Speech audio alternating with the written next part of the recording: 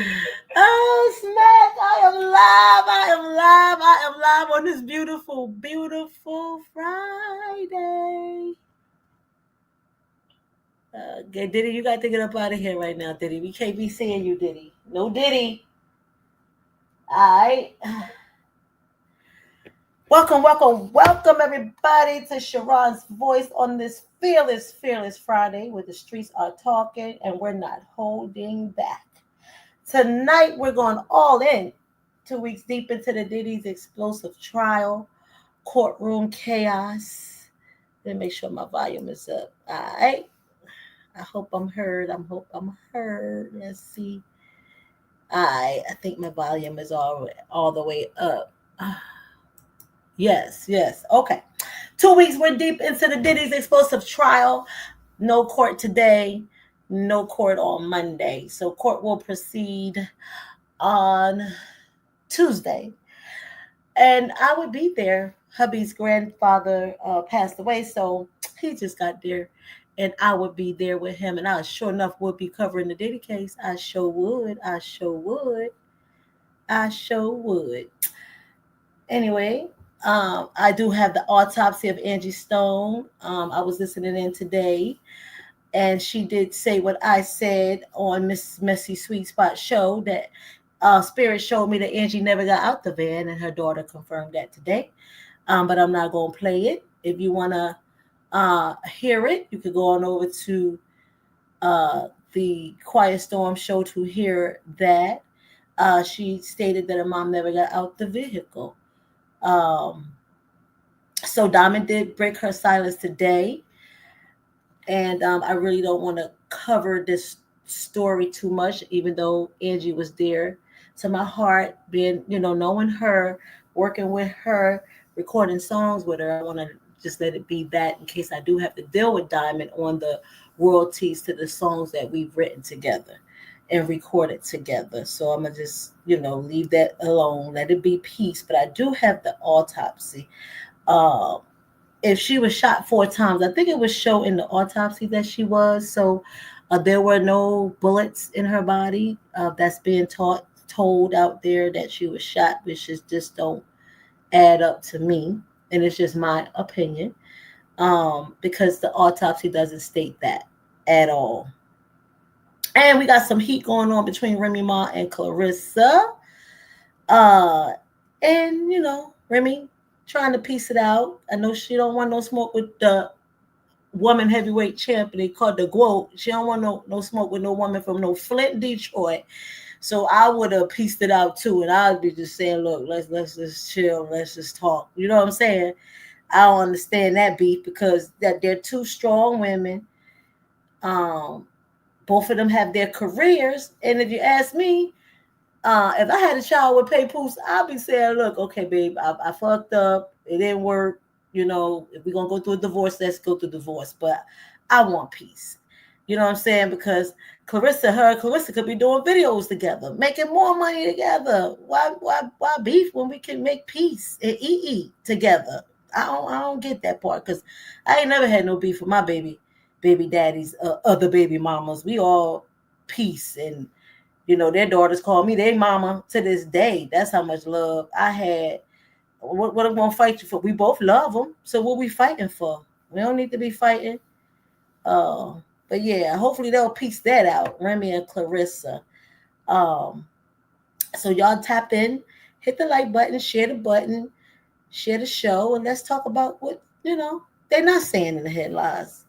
But tune in. We're gonna bring up Sister OG. If Charlotte want to come through, Khalid, some people from 3 years ago that used to come up on the show. I sent them the link, so they are invited to come up to voice their opinion. Everyone have a voice. Every voice deserves to be heard. Um, every voice deserves to tell their truth, and every voice deserves healing because you matter. Okay. So let's dive into that federal trial of Sean Diddy. 2 weeks into the courtroom, has been nothing short of explosive. Boy, we had Casey gut-wrenching testimony, the Kid Cudi appearance, um, Cassie's mother, I said Casey, but Cassie's mom spoke. We had Dawn speak. They even had a woman come up named another woman named Dawn come and speak on the illness, the the reason why she stayed, because Cassie been kicked all in the back again. It's like, we witnessed what Puffy did, what Diddy did to her, and it's like she's reliving this thing all over again, all over again. But I don't think I want to touch on Angie's autopsy today. I'll probably do that tomorrow by myself. You know what I'm saying? Because it's real personal to me. But I'm gonna bring on Sister OG. Sister OG, what's going on? How you doing? How was your week, my sister? And Sister Charlotte, what's up? What's up? What's up, sisters? Good Hey, evening, ladies. hey, good evening, sisters. How y'all doing? How's everybody feeling? We good. We good. I'm great. I'm glad it's Friday. I worked and slaved for my students all week, honey. I couldn't wait to get off. I'm Mm, good. I know that's right. I was off today, but our last day of school was yesterday, so school was out for my chillins over here. Mhm. Lucky you, because mine don't stop year round. Yeah, well, I'm off all this week and next, well, the rest of this weekend, and then all next weekend. So we'll see. We'll play it by ear and see what's up. Okay. Well, let me go on and do this disclaimer. Let me Mhm. see. Let me do this disclaimer, and then we can talk and chop it up.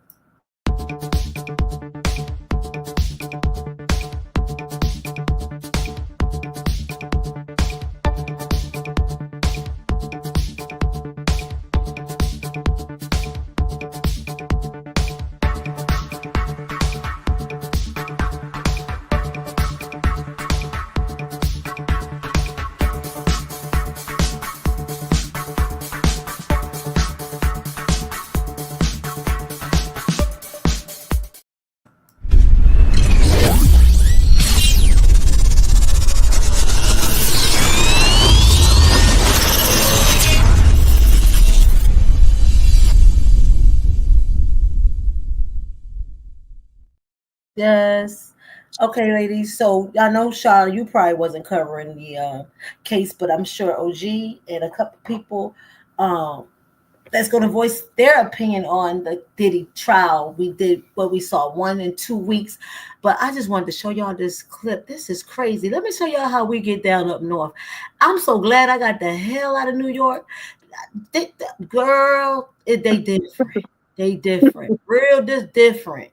But let me make y'all laugh first. I want to make y'all laugh. Then we're going to discuss the last 2 weeks of how y'all view, what y'all feel about Cassie trial, Cassie speaking, Dawn speaking, Cassie mom. Then we had Dawn Hughes, who was the psychologist. Then we had George Kaplan speak. And then they started showing all the daggone evidence. Oh my Lord, Diddy literally had a pharmacy. Did y'all see that? Yeah, sis, right quick. I just want to say I want to give a shout out to my cousin that's in the chat, Ed Reed, all the way from the Shy. What's What's up, up, cousin? I cousin? appreciate you Hey, coming. cousin. Make sure you hit that subscribe button, cousin, and that notification bell, so you could, always get a notification when Sister Saran come on. We want to welcome y'all. Welcome all the ones in the bushes. Even if y'all in the bushes, hit that like button, hit that subscribe and notification bell. And Ding! please share, please share, please share. But Mhm. yeah, we had Sheree Hayes, aka the Punisher, testify. Then we have the sex worker photos. I ain't gonna lie, Tisha Tell, that's my girl. She had me dying when she she showed all the sex workers and had her audience, her subscribers judging them. And the women they was did you see it, OG? It was funny. That Yeah, was it was funny. She was that doing like that, judging 1 to 10, and yeah, one being the worst, yeah, 10 being the most. yeah, Then she changed it to a smash or pass. So they had to. She put each picture up once and like, okay, would you smash it or would you pass it? I thought that was yeah. cute. I thought it was. I thought it was cute. Yeah, she got that off. I ain't gonna lie, but I just want to show y'all how they get down in New York. Terror. These people is so different. And I'm so glad I left. Outside the courtroom was so ghetto. And then they were out there paying people. This man to put $7 million aside. $7 million aside, paying people what, $23 OG to wear a Diddy t-shirt, free Diddy. Are you serious?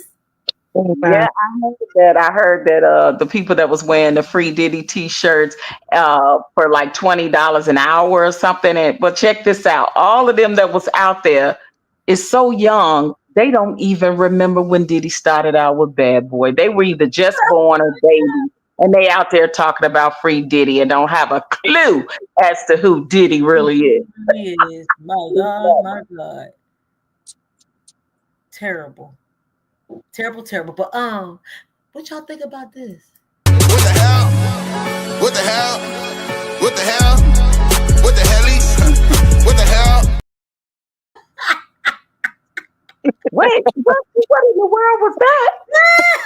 A badonka-don. She was making us laugh. You're so silly. What about this one? I need a ain't no games, that is for real. Come on now. What do you got going on here? Oh, you gotta laugh. It's Friday. You gotta laugh. Okay, hold up. Wait. Yes, We're gonna have fun this summertime. Child, the freaks come out at night. They sure do. They sure damn do.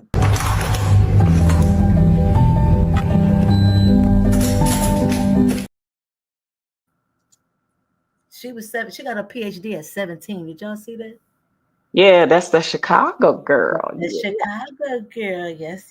Gotta Gotta show you appreciation for the. congratulations to all the graduates. That's how I want to say. Yes. From the preschoolers all the way up to the college graduates. Just congratulations.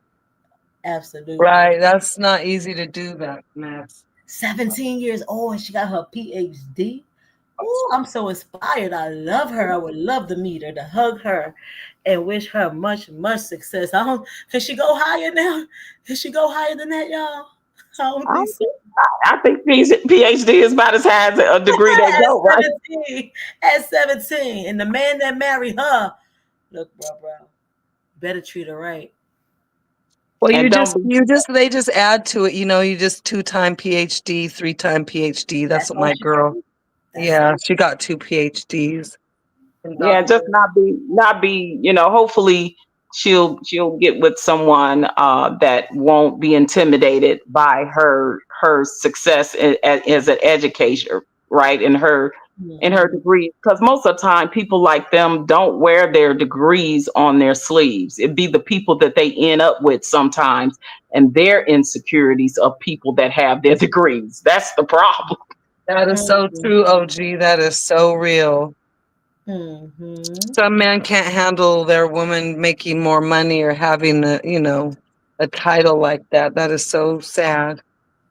Yeah, because they'll constantly, put them down. Oh, you think you something because you got your PhD, but that don't mean nothing to me. And a lot of times, what we need to do is uplift each other as men and women, right? When we go to school, work hard and get those degrees, like we'll call our gynecologist, Dr. So-and-so. We'll call our, optometrist, Dr. So-and-so, but we won't give the respect to our brothers and sisters, our wives, our husbands, our men, our women that have earned the degree that deserves the same respect. When I worked for the Culinary Academy in Las Vegas, and this was the first time they ever had a Black man as the CEO running that organization, and it was government ran, but they hired a Black CEO, and I believe he's still there today, and I was his executive assistant, and he had his master's, was going for his PhD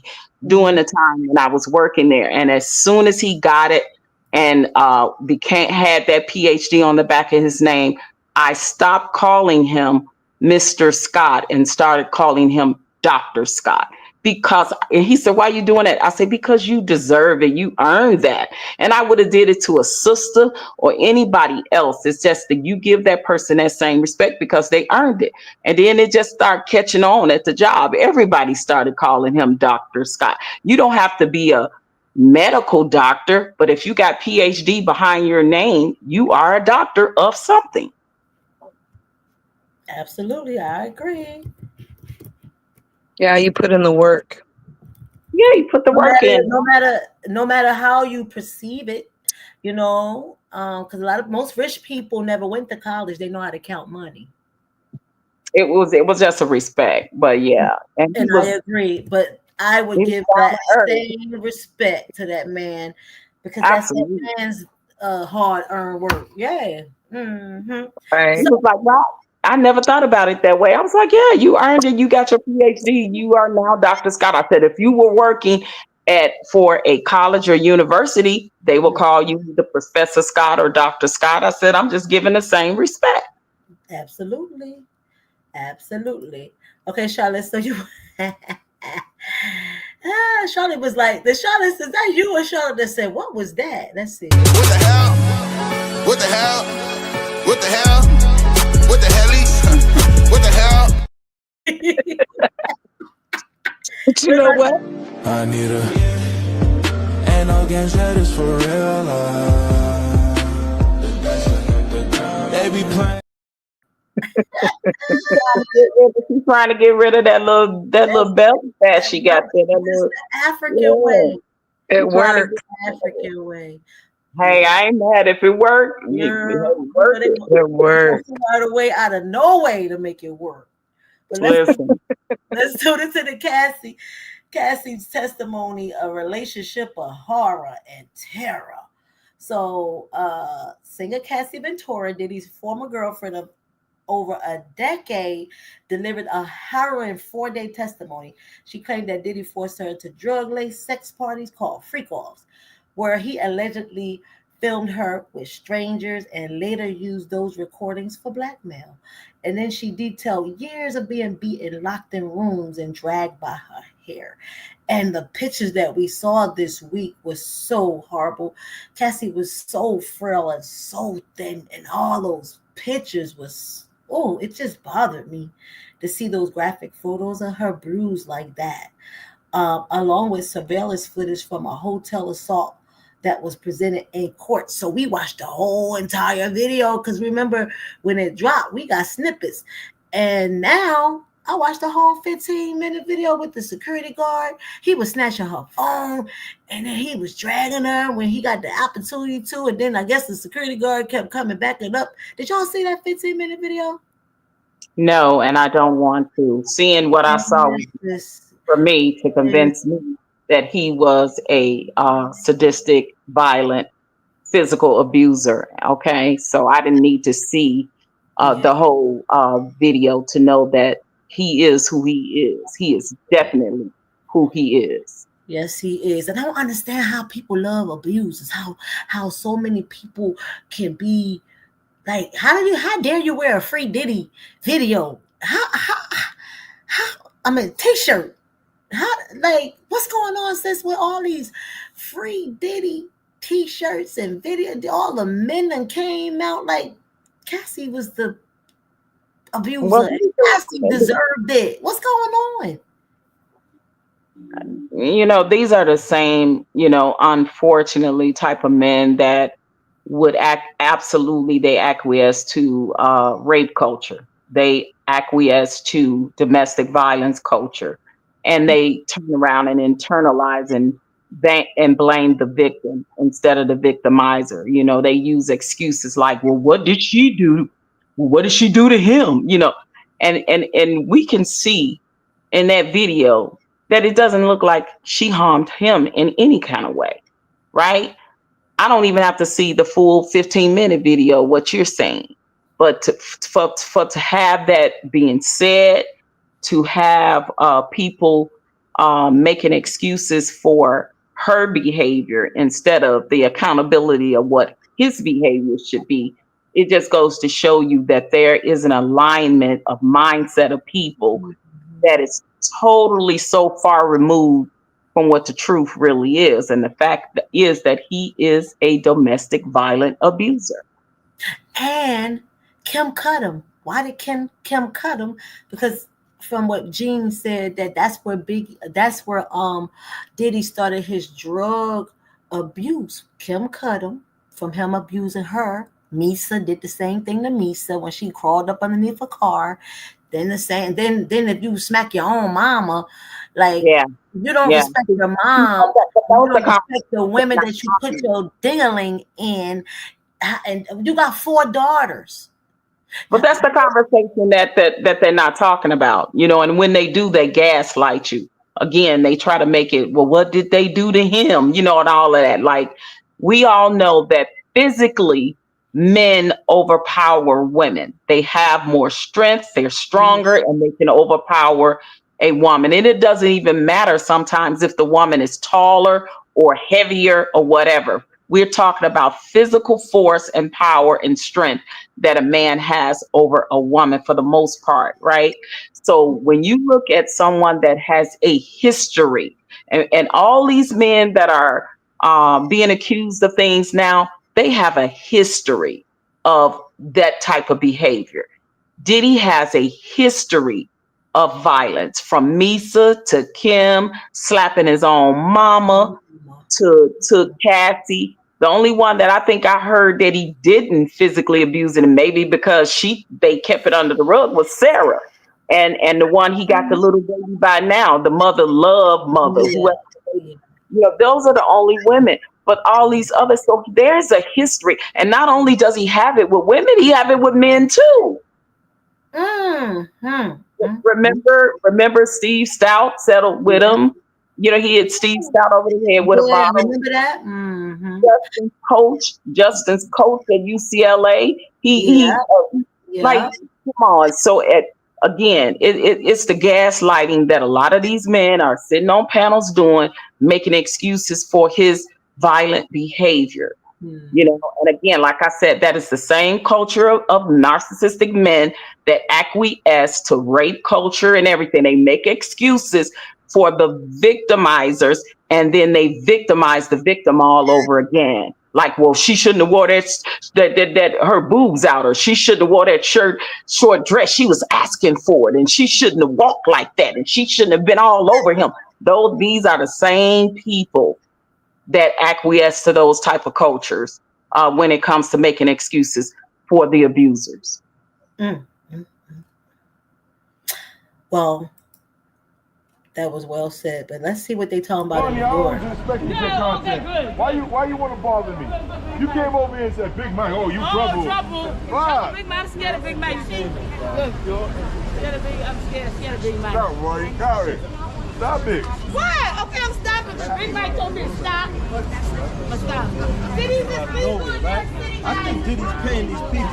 What? You think Diddy's paying them? I thought it was Savannah. I thought it was Savannah.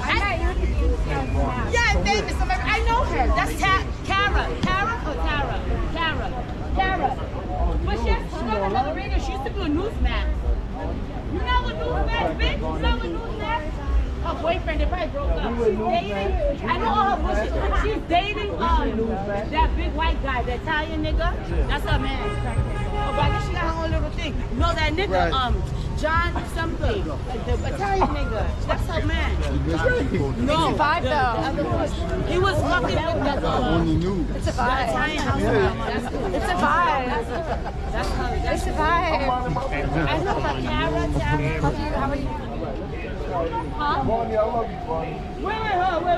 What did you say, Big Mike? I said I love you, Oh, Bonnie. you should be my bodyguard. Nobody gonna fuck with me. Bonnie, I love you. Oh, nobody gonna fuck with me. Go Big back Mike. to 2020. Oh, that's scary. Please don't get me canceled. This is the only man.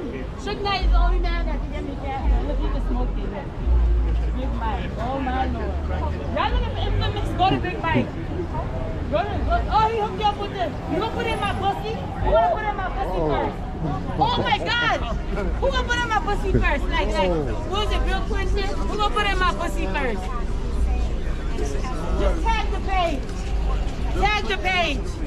I'm not even Diddy, not proud enough. I like the attention. Who the fuck is this? I don't touch white men. I don't touch white boys, white devil.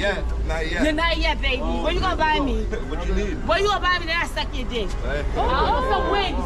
I like it. She's a wild card and I fucking like it. Who getting me wigs? Who getting me wigs? Who getting me wigs? wig? Who got a me wig? I like her. Oh, wait, let me get this mic on. That's academics right there. Crackhead Barney. That's Crackhead Barney and friends. Yeah.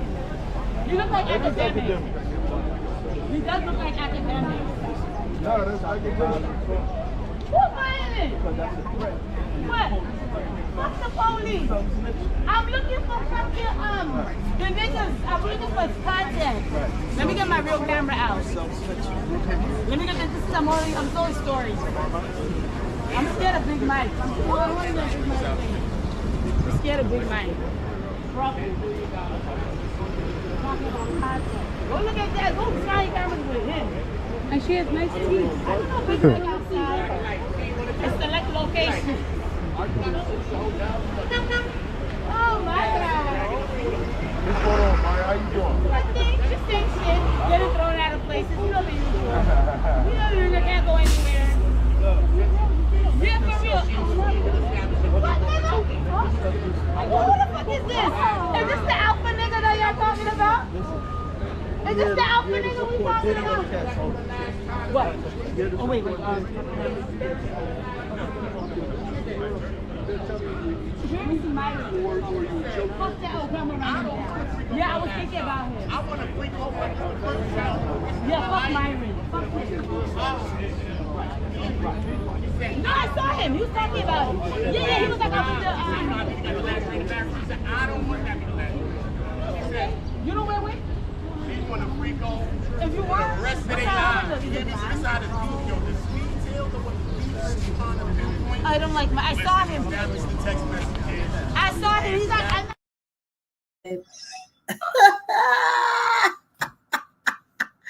Yo, did y'all see that? These people. Did you see that? It's just they don't even know what they're talking about. Wait a minute. OG, did y'all see that? Yeah, that's a hot mess. Yo, I was over here dying laughing, bro, when she took that wig off. Well, you know, it wouldn't be a show without having some psycho person, some mentally ill. Mental health is mentally ill. There you go, OG. Only in New York. I was like, yo, mental health is real in New York. Out there making a fool out of herself, making a spectacle out of herself. It just never fails that we always had that. I want to say hello to my sis Roxy from Roxy Ladies Lounge in the chat. Hey sis, she back. She's from the Chi too. She all the way from the Chi. My people. Peace, Roxy. Yes. They just made a spectacle. Did you see that? I said, no, she didn't. Talking about her PUSS. I said, yeah, talking about what she was gonna do to the clear man, and talking about how she was gonna suck on it. Like that is like, girl, go somewhere. Go somewhere. Ooh, I said, no, she not cutting up. Embarrassment. Well, it was a man out there last week, or was it earlier this week, out there doing the same thing. He was a mental case, shouting, acting crazy, and they took him away, and he was hollering, y'all, wait a minute. When they was taking him away, he was like, I'll see y'all tomorrow. I'll be back. And they was literally taking him away. He got locked up. Oh, she had on some big old pink shoes with some yellow socks. I said, And that was about what she gonna get. What's it gonna give her?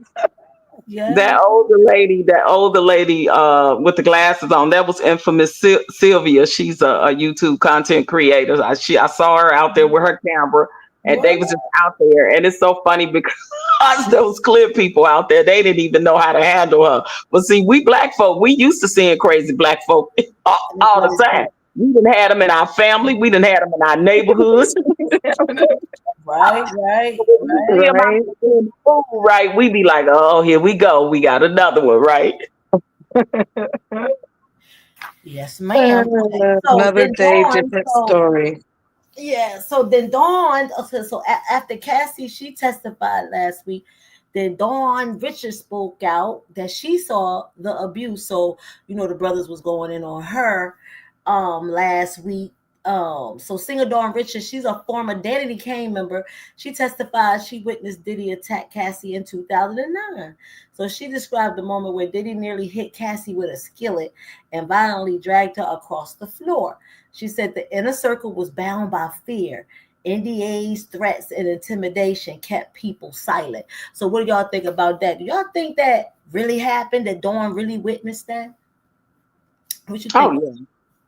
Absolutely, I do, because and think about this for all the people that always say, well, what did Cassie do to him? We didn't see. We don't know what she did. She was literally downstairs cooking breakfast at night. So she was cooking breakfast food at night for him, right? Because I must say, I love breakfast food at night too.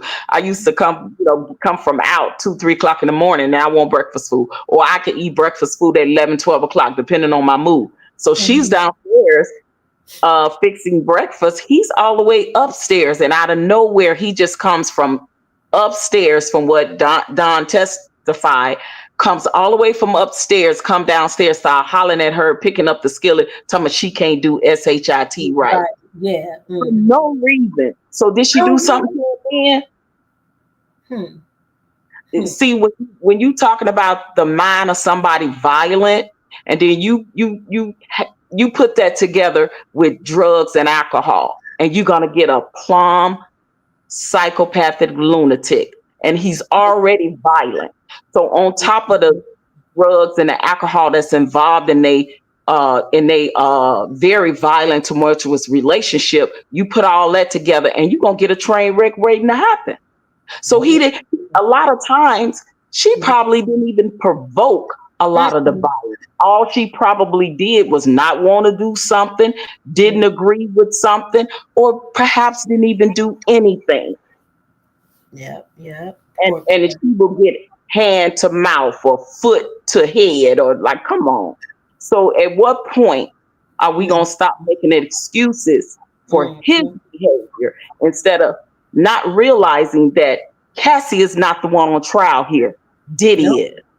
Everybody seems to be forgetting that. So many people that are speaking more about her and victimizing her are forgetting she's not the one on trial. He's on trial here. Yep. Let's put it back and let's stay focused on the victimizer instead of victimizing the victim. That is why so many victims never come out and speak about their trauma, their experience, them being in DV relationships, them being raped and things of that nature, is because they know how society is. And don't let it be a woman, because a man is going to drag her for filth. Oh, she was a hoe. She was a 304. She was doing this with this person. Let me ask this question. Was Cassie behaving that way before she met Diddy? That is the $64,000 question. I don't think so. I think she was 19. How old was he? 37 or something at the time. So what before she met Diddy, when she was with Ryan Leslie, was he behaving that way before Diddy? No, I don't think so. Exactly. See, again, but these are conversations that they don't want to have. They don't look at the whole picture. Exactly. And Cassie's mom testified, right? So Cassie's mom, Miss Virginia Ventura, testified that in 2011, Diddy demanded $20,000 from her family after discovering Cassie's relationship with Kid Cudi. Fearing for her daughter's life, she and her husband took out a home equity loan to pay him. Days later, he returned the money, but the threats never stopped. Of course they didn't. Of course. Charlotte, what you think? Talk, sis. I want to hear your opinion on this. Well, right now, right now, I've been paying attention this whole time, but my roommate just came in and told me about a situation. I'm cubing tri-tip, and what I think is I just think it's chaos. I think it's chaos and it's so unnecessary, the whole situation. I'm just really not with any of the drama. With you, OG, you're on point. You're on point with everything. I'm just hanging back and loving it because you're just Speaking up. nailing it. You're nailing it. You're eloquent in your speech. You're it's on point. Like I'm in total agreement with what you're saying. So I don't really have anything like you so thoroughly covering it. There's really nothing to add to it. People are forgetting that she's not the one that's on trial. She is not the one that's on trial, and people are focusing on, it's I don't know why people just have this love for abuse and glorify. It's I really think it's a lot of the men, really. I really think it is. It's a lot of these men are now, like that red pill, blue pill you were talking about the other day, OG. They're on this really this hater tip for women. And she is not the one on trial. He's done a lot of things, and he needs to be held accountable. And it's crazy that people are wanting him to get away with this debauchery. I just don't get it. It doesn't make any type of sense. They're out there wearing shirts free Diddy. These people are they're followers. In this world, I think they're breeding a lot of, a fan is a follower is a fan. Like it's another programming. They want people to be followers and not leaders. But the leaders that are leaders like you, OG, and you, Sheron, we're fine following. We're humble like that. But a true leader is going to speak her mind and do what she's going to do. And she's not going to follow somebody off a cliff. You know what I'm saying?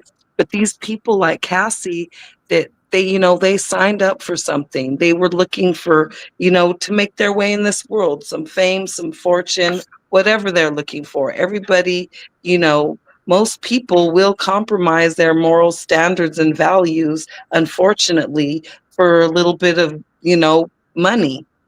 And I really think that this woman really loved him. And it's really, it's sad that she, once we give ourselves and it's that debasing, and it's that, when they put somebody through those rituals and then get them on tape, it's like, this woman, she wanted to take her own life. It's humiliating, for now he got you on a tape, and he's threatening to show your mom, your dad, your family, and the world. And, that's really hard for somebody to deal with. And yeah, who wants to, you're scared to leave. You're scared to stay. You don't know what to do. He's a monster. he's completely surrounded by entities that are unseen. And what my mission on this planet is to get people to connect within their own universe so they can see the things that are surrounding them and attaching themselves to them that are only there to take them over. Period. People need to get spiritually aware, because everything in this physical realm is a result of the spiritual. So if you have no spiritual awareness, you are blind and you're being used like a puppet in this world. And I'm just going to back on out of this, OG. No, but you just said it so eloquently, Charlotte, and I appreciate your perspective on that, and thank you for it. And listen, you're a very highly intelligent woman, and you are a deep super empath, and I can see that in you, in your spirit. And you're correct, by people need to, and I like to say even spiritual growth, right? Spiritual discernment, because the discernment is what will be able to help you and guide you and deter you from spirits, right? Certain spirits, right? Yes, Because absolutely. You can completely avoid it. And this is what I was telling my beautiful beloved Sheron, is that don't bite the poison apple. Don't bite that. I was saying, like, just, this woman is threatening your life, and it's kind of hard. People look at you like, oh, back in the day when we were in school, it's like, oh, you're a punk, you're walking away from a fight. a challenge, but we're older now, we're in our 50s, and it ain't about like that. Sometimes, when you fighting with love, the way I see it, is the best way. It's the best type of protection. It's even proven scientifically. It's look up toroidal field. There's a protection that comes with love, and it literally surrounds you when you lower yourself to those levels and entertain fighting with somebody physically, which is something that I was very good at doing in my younger years. Until you come to the point that when you find that when you're fighting somebody, all you're doing is you're fighting yourself. You're fighting yourself. You're fighting something that's being mirrored in somebody else, because we all are a part of everybody, everything here in this existence. We all are entangled in some type of way, and and we create this existence, all of us. I say we're our separate universe. We don't live in a universe.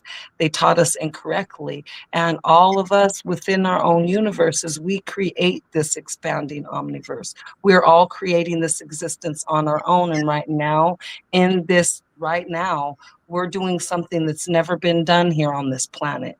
And people need to take recognition of that, because it's a very serious thing, because anything that isn't going to be able to ascend is going to end up having to be recycled and become something useful for this planet that is coming into balance. We're coming into a balance and into an age that has never been known in over 3,000 generations. So people need to wake the fuck up. Okay, and pay attention, because these people that are what happened is with Diddy is Diddy is completely taken over. Diddy is not in and of himself. That man has taken on an entity that is beyond this world. It's another worldly, just like Travis Scott. Travis Scott going through the mouth of Moloch. When you're going in and entering in through the mouth, that means something. And that's why, some people won't do it. They're going to an event, they pay the tickets, they see that there's a mouth that they're having to enter. They know what that means. They know that it's attached to that demon of old. And people, what happened at that was a full-on satanic ritual where that man is a consumer of souls. He consumed souls that night. And people, and they were running around choking people and stuff. And what I want people to see those things. Connect yourself within, learn what your body is in, learn what you're able to do. What is your body? What can it do? You can see beyond the physical. There's things in this world. The food is made to disconnect us. It's poison. Just like that pharmaceutical, people think it's medicine, it's poison. It disconnects people from within, so they don't get the ability to be able to see these things. Those things that are on that man, they have overcome him, and they move him, they consume him, and he does things that he doesn't even want to do. I guarantee it. Oh yeah. And with that, he has no control over himself. Absolutely. And on that note, Charlotte, we'll be right back, okay?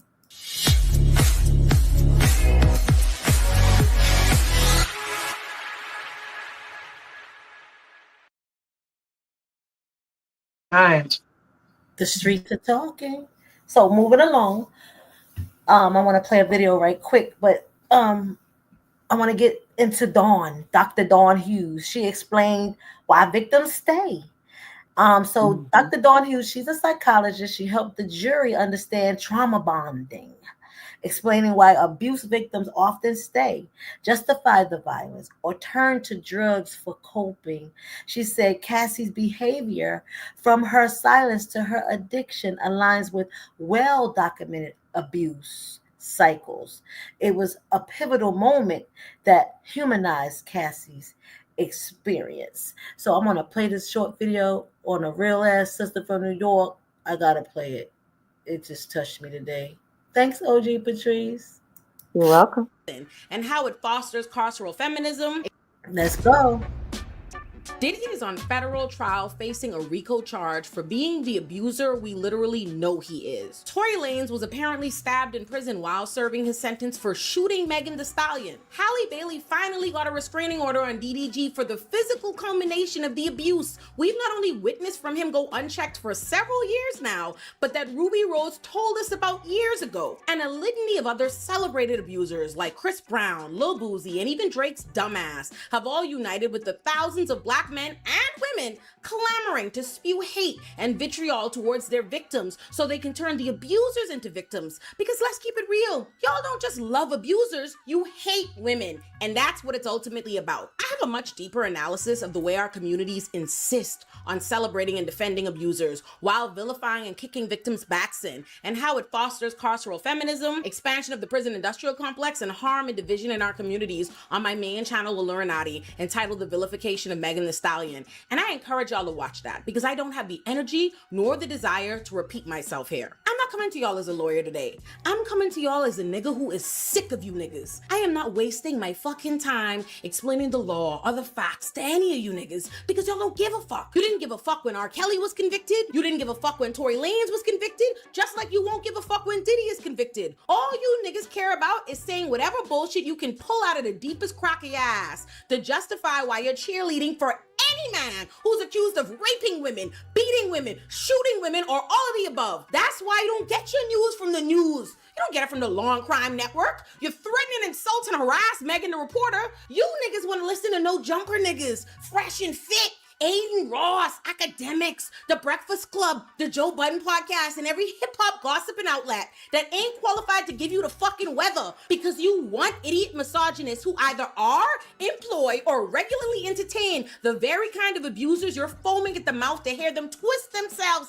into knots trying to launch a defense for these niggas. You don't turn on the Law and Crime Network. You don't listen to real fucking journalists or attorneys because you don't want facts. You want conspiracy theories. Because all it boils down to is a fucking deep-seated hatred for women and the deep, sick belief that women are beneath you, that women are not your equals, that women are not deserving of autonomy, of choice, or consent. There's absolutely no approach that a woman can take, especially a black woman, to get justice for being abused that you knuckle-headed, disgraceful ass niggas won't vilify. If a woman presses charges, y'all go, why is she trying to send a black man to jail? If she sues civilly, then it's why is she trying to get money? If she really cared about justice, she'd press charges. If she doesn't press charges or sue, if she so much as speaks about what happened to her, then it's why is she trying to destroy a black man's reputation? If she doesn't press charges, sue, or publicly discuss her abuse, if you fucked up ass niggas dig your nosy bitch asses into her business and happen to fucking learn that she was abused, then y'all still launch a fucking campaign to assassinate her character. I am sick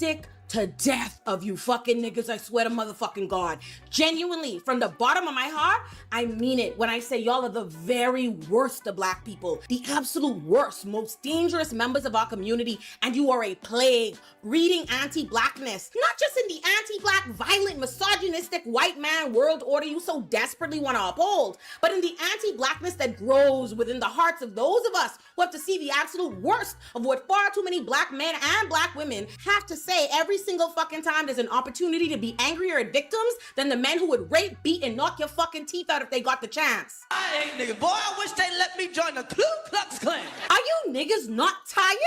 Let me tell you something. You niggas do not love Tory Lanez. In fact, you hate Tory Lanez. You know why I say that? Because you have to hate a nigga to gas him into a 10-year prison sentence. Tory Lanez shot Megan Thee Stallion, and he knew, and he knows he fucking shot Megan Thee Stallion, which is why he fucking apologized for it. Regardless, I know she probably never ever gonna talk to me ever again, but bruh, I just want you to know, bruh, nigga, I was just so fucking drunk, nigga, I didn't even know what the fuck was going on, bro.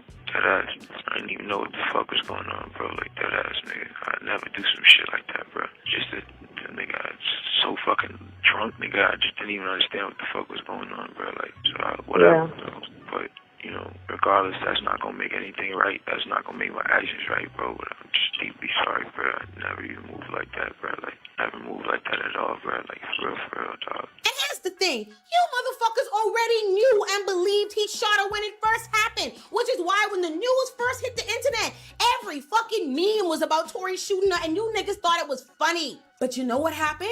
Tory's stupid ass team obviously missed the memo that the black community could not give a fuck less about black men abusing black women, and thus his career would have been fine. But because they missed that memo and assumed he needed to get in front of it, they started planting stories in the blogs, denying what this nigga knows and already privately admit to. At which point, Meg, the victim, came out and said what she'd been keeping to herself, that this nigga shot her. Oh, so worry about it. Yes, this Tory shot me. You shot me.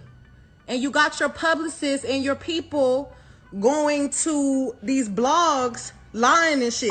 Stop lying. Why lie? I don't understand. I tried to keep the situation off the internet, but you dragging it. You really dragging it.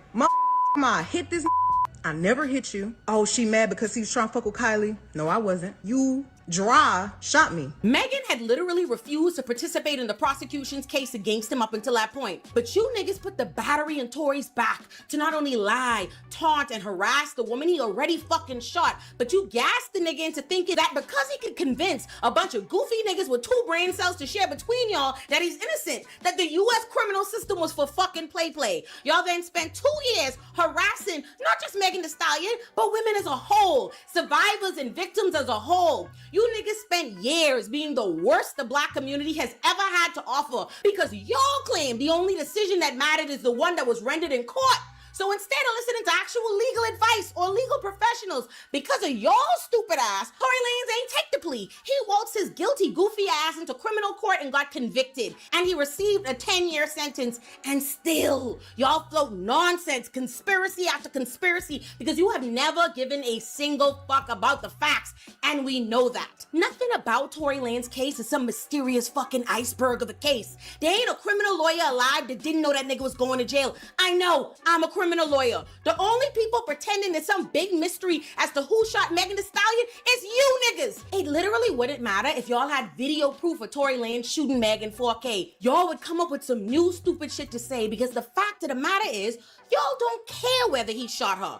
Y'all don't care about what any of these niggas do to women. That's why you motherfuckers know Diddy abused Cassie, which, by the way, is both the least of what Diddy stands accused of at trial for a RICO charge, as well as he's already paid Cassie $20 million for the abuse you niggas witnessed a fraction of. You motherfuckers could literally see Diddy kick Cassie's fucking head like a football because she tried to leave, and you really fix your mouths to blame her, to say she should have left, as though the most dangerous fucking time for a domestic violence victim isn't when they leave. Like that's not when you're most likely to die. But you don't care because you don't care about women. Matter of fact, y'all don't give a fuck about women. You don't care about children either. This is the same community that called the little girls R. Kelly rape too fresh, too fast. This is the same community that currently couldn't give a fuck less about the decades of abuse Diddy is responsible for and being exposed for. This nigga isn't on trial for what he did to Cassie. Do you know what a RICO charge is? Diddy is being accused of multiple acts of kidnapping, arson, witness tampering, bribery, forced labor, and intent to distribute narcotics, and more. Before I even get to the way DDG has allowed all us to see and experience the kind of abusive partner he is towards Halle, let me remind y'all of what he did to Ruby Rose. Ruby told us years ago that DDG abused her. I did see that you were accused of being abusive. Where you see that at? Now I saw Ruby Rose post, like they said she had like bruises on her arm. Yeah, nah, that wasn't nothing. But as is always the case, no one gave a fuck. But they gave even less of a fuck than normal because they see her as someone easy to slut shame. But even the inability to slut shame Halle like they did Ruby can't protect her from the vitriol reserved for women who in any way call attention to their abuse. Mind you, Halle ain't call attention to it. She ain't tell us shit. Halle told the court what he did, and she was granted a restraining order after DDG allegedly grew agitated and repeatedly said, "Get out my car, bitch," before ultimately grabbing her hair and slamming her head repeatedly into the steering wheel and chipped her tooth, all as her baby watched. That's in addition to allegedly breaking into her home, accusing her of sleeping with other people, throwing her phone out the window, smashing her ring cam, and more. All of which she provided photo evidence of to the court. And no, it doesn't surprise me that that's how he's moving in private, because in public, that man has done everything possible to degrade her and let us know he is jealous of her success and her proximity to more famous men than him. From releasing music complaining about her getting the role in The Little Mermaid and doing press with her co-star, all the way to this nigga literally generating an AI of her so that he could argue and shame her on the internet. Where's Halo at? What do you mean? He's sleeping, he's in bed, RN? Give me my fucking son back. What? Why are you acting like this? What have I ever done for you to act like I'm some sort of monster that would keep your son from you? Because you don't know how to respect me and you disrespect me in public over a fucking Usher concert. Where is my son at? I'm taking my son. Yet, does Hallie receive support or compassion from us? No, she has to deal with a bunch of old parasocial fucking losers delighting in her abuse, gloating because they think they told her so when you don't fucking know her. The way I am tired of y'all being angry at women for being abused than you are at the niggas who abuse them. I cannot begin to express how sick of you niggas I am.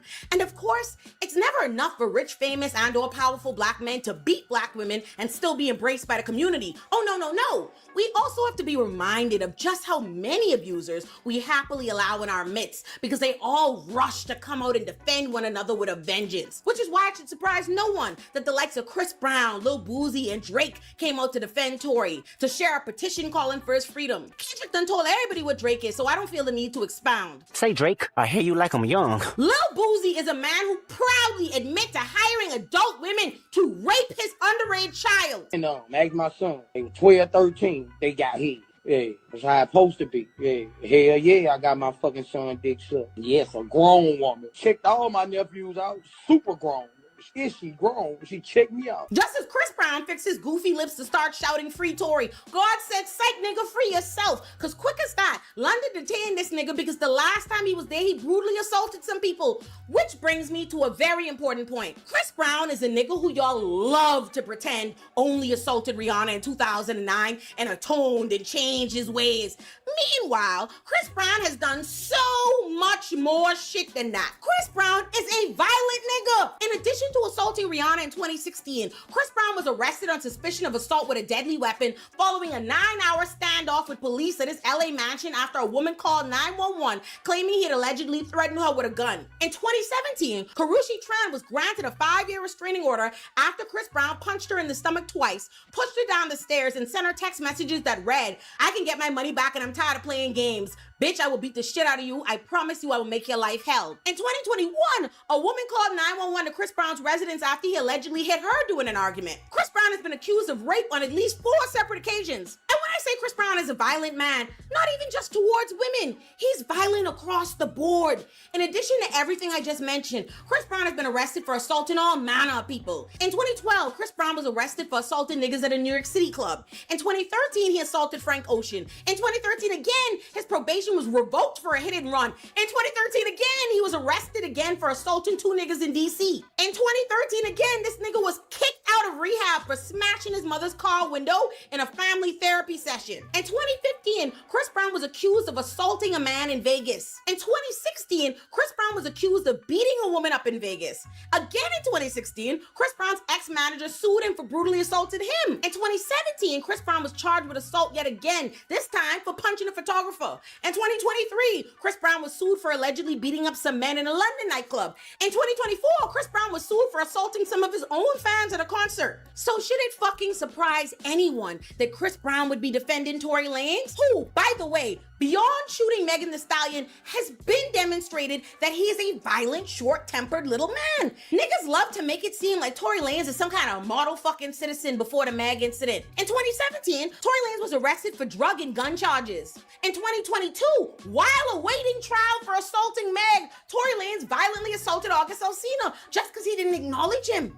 In 2020, a woman who was involved with Tory Lanez for 9 months put out a public statement about how terrifying, violent, and abusive Tory Lanez was towards her. But y'all don't give a flying fuck about Tory's credibility, just like you don't give a fuck about Diddy's or DDG's or Chris Brown's or any of them, because what you care about is attacking the victims, slut-shaming Meg and Cassie, blaming them for what these men have done to them. And it's not just Boosie, Drake, and Chris Brown publicly lending their support to Tory Lanez. It's also Joyner Lucas, Ty Dolla $ign, Kanye, Amber Rose, Trippie Redd, Popcorn, and A Boogie with the hoodie. And does this list surprise us? Kanye is a nut-ass white supremacist, and so is his ex, Goofy Amber Rose. Kodak Black is a convicted fucking rapist. Trippie Redd was arrested in 2018 for pistol whipping a woman. Joyner Lucas regularly publicly sangs men accused of abuse. This man has gone on record for Chris Brown and R. fucking Kelly.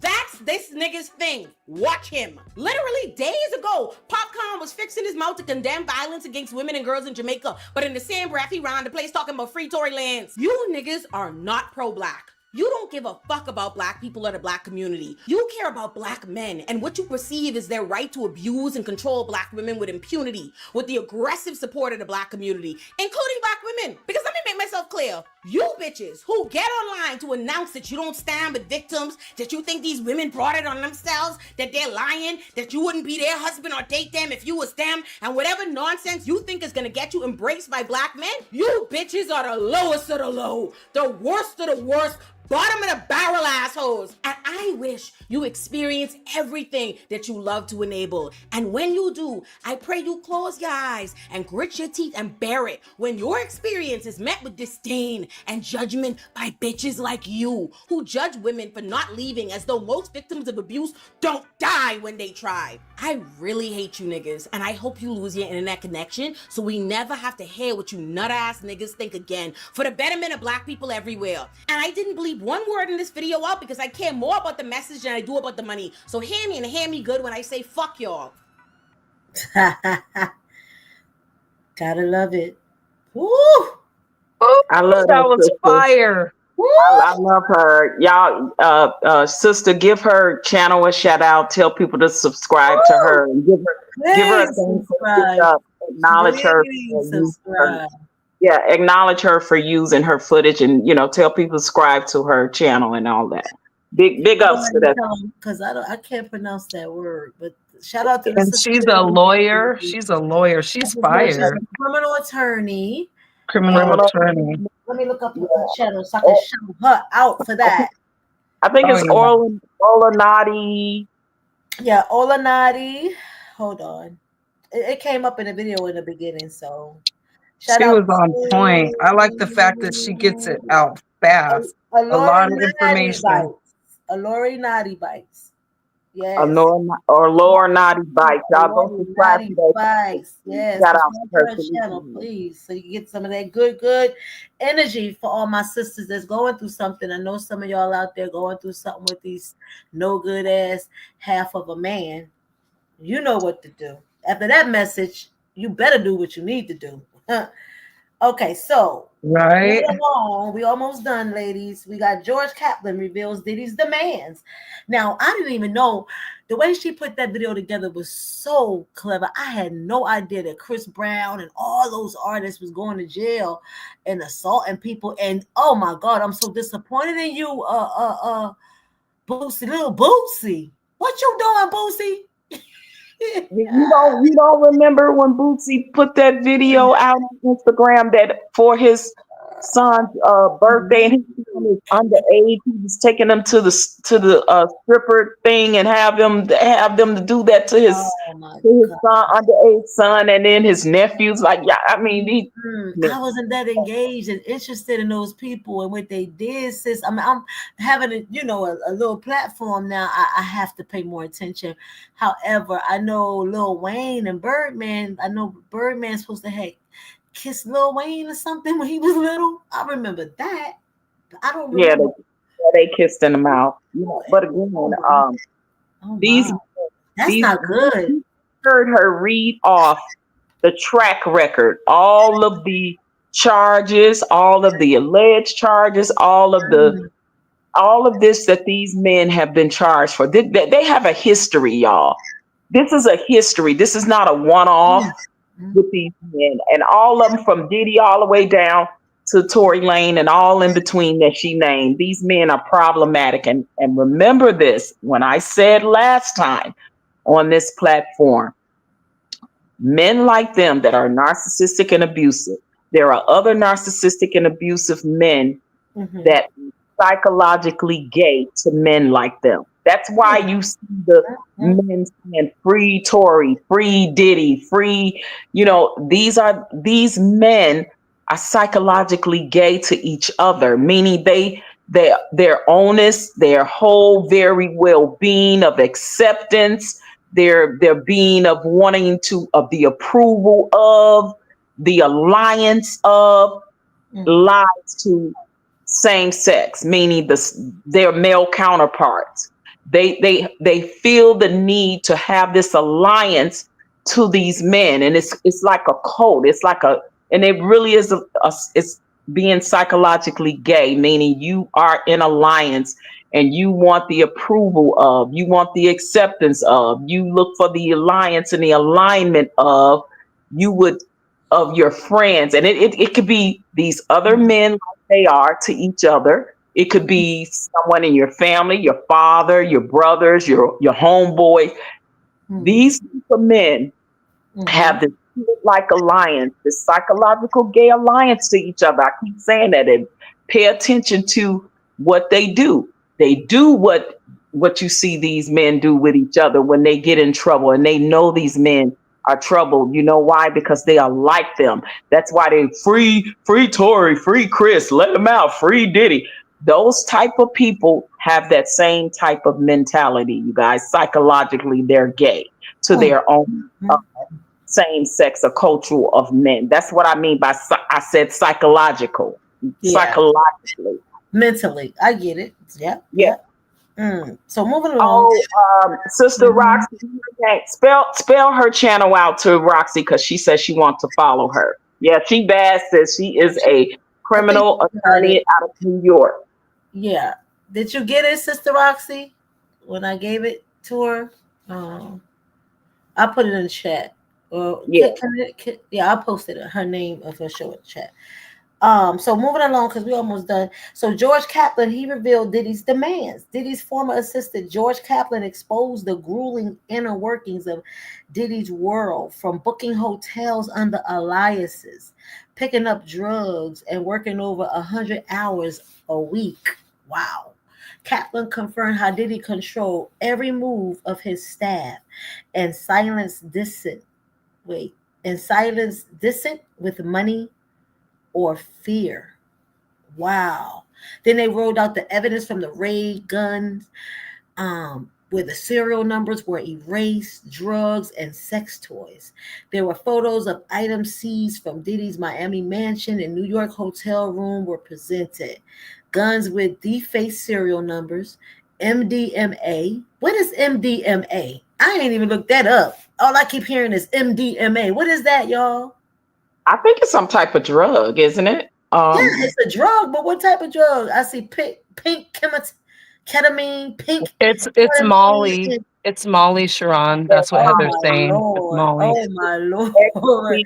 Yeah, it's ecstasy or Molly, which is a synthetic drug, and it's a stimulant and empathogenic property. So yeah, that's what they put in the drink. Remember, Mark Curry was saying they put them in the drinks to make the girls a little loosey goosey, you know, a little silly. Cassie was so little, and Cassie was 19, and I see why that man was shooting. He said he was putting so much drugs down her throat that dude was scared she was gonna die, so he had to sneak in a camera.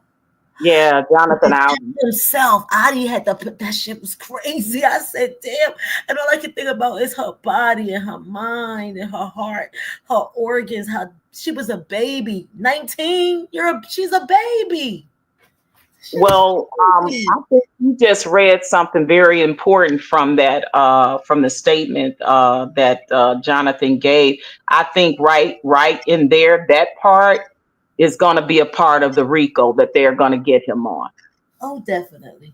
Because people are saying they don't see the RICO yet. They don't see the RICO, but that attorney, that sister Arnatti, old Arnatti, just read what RICO means. Gave us the RICO, exactly. What all is going to RICO. Exactly. And she's a criminal lawyer. She's not just a YouTuber, a podcaster, broadcaster. She's a criminal. She's credible. Okay. Yeah, she's a criminal attorney. Yeah. So I think that we a lot of channels are or were getting way off base right when it first came out, when Cassie testified, right? Because everybody knew she was, quote unquote, the star witness or victim number one. She was really the person that she was the one that was the damage. She was the one that was there 11 years. She was the one that couldn't escape. She was the one. But in actuality, for this case, she was the one that set the callous, right? She that set the tone to take the jury and everybody in there on a journey of 11 years of behavior of Diddy, and the 11 years of domestic violence, 11 years of drug use, 11 years of these freak offs. And she took them so that they can picture in their minds what that looked like. And now, so she set the foundation. Now you got all these other people coming behind her, telling their stories, steady dropping the Dago bombs. And now we starting to see the Dago bombs getting a little bit bigger. And eventually the big napalm bombs are going to come in. Because I know a big bomb is coming soon. I mean, this is coming. Trust me, when you get Capricorn Clark hasn't testified. I believe so when you get these people that are actually close to him, that has worked for him, that has signed proffer agreements, or either have been granted immunity because they have committed something illegal, they are the ones that has turned federal evidence against Diddy to get on that stand and to talk about the other illegal things that he was doing that they partook in, but they have been granted immunity or signed a proffer where they're not going to get in trouble. But because the feds don't want them, the feds want Diddy. Plea in the fifth. But over 30 bottles of lubricant, baby oil, sex toys. The man had the mood lighting, and a rubber duck. A rubber duck? What was the rubber duck? Well, there was some eye drop found with that stuff in it. But the rubber duck, what he was doing with the rubber duck? He might like his rubber ducky. That might be the little boy in him that still likes his rubber ducky. Maybe he like to take bubble baths with him rubber ducky. Yeah. All allegedly part of the freak off lifestyle. The prosecution says Diddy orchestrated for over a decade. Golly. Then we had Sheree Hayes, aka the Punisher, testify. He was a male exotic dancer known as the Punisher. He gave chilling testimony. He claimed he was hired to participate in a dozen freak-offs with Diddy often present, masked, half-dressed, and whispered commands. Hayes says some events were held in the Trump Tower and described them as dehumanizing and staged. Then you got the sex worker photos that was rolled out and gigolos involved last week. Photos shown in court revealed known figures, including Ash Arman from Showtime's Gigolos and others. Arman, now serving prison time for manslaughter, was identified as a regular participant in these parties. Prosecutors used these images to prove this wasn't casual. It was organized sex trafficking. My God, my God. Then Kid Cudi this week, he testified that he was targeted. Just hours ago, was it, how long was that? That was yesterday, or was that the day before? Yesterday. Wow. So Kid Cudi testified that after dating Cassie in 2011, his car exploded in his driveway. Cudi believed Diddy was behind it. He also said that Diddy broke into his Hollywood Hills home, locked his dog in the bathroom, and opened his private gifts. Oh, that's a bold man. That nigga felt like he just was entitled, huh? When they later met at Soho House, Cudi said Diddy had the energy of a Marvel supervillain. Cudi's powerful presence. Yeah. Cudi's powerful presence on the stand reinforced Cassie's claims that Diddy wasn't just abusive, he was vindictive and dangerous. So next week on Tuesday, we gonna be in for a treat because we don't even know who testified next week, but it's gonna be more former employees, huh? They say Capricorn is going to be okay. Well, it's gonna be more former employees and insiders are expected to testify next week. The prosecution is steadily building a pattern showing Diddy's behavior wasn't isolated. It was. Oh, you forgot Cassie's friend too. Excuse me. You forgot Cassie's. It was planned and it was repeated. And Cassie friend, that no longer deal with, she don't no longer deal. She stopped dealing with Cassie because her and Cassie had to run for their lives. They hid in the ditch. You know what I'm saying? Diddy knocked her unconscious with a daggone hanger. Then he came banging on her door with a hammer. This man is crazy. Free Diddy. Oh, absolutely. Listen, anybody that y'all motherfuckers got to be crazy. Free Diddy. Anybody that's banging on somebody's door to get in their door with a hammer, they are that person is capable of physically murking you. I'm sorry, but they are. Diddy, in my opinion, and this is just my opinion, is a psychopath. A psychosocial, abusive. That is the behavior. Bisexual. And let me talk about the demon freak off. The freak off that they talked about, where where Cassie testified to how when the Diddy would not pay the male freak off workers if they didn't ejaculate. What?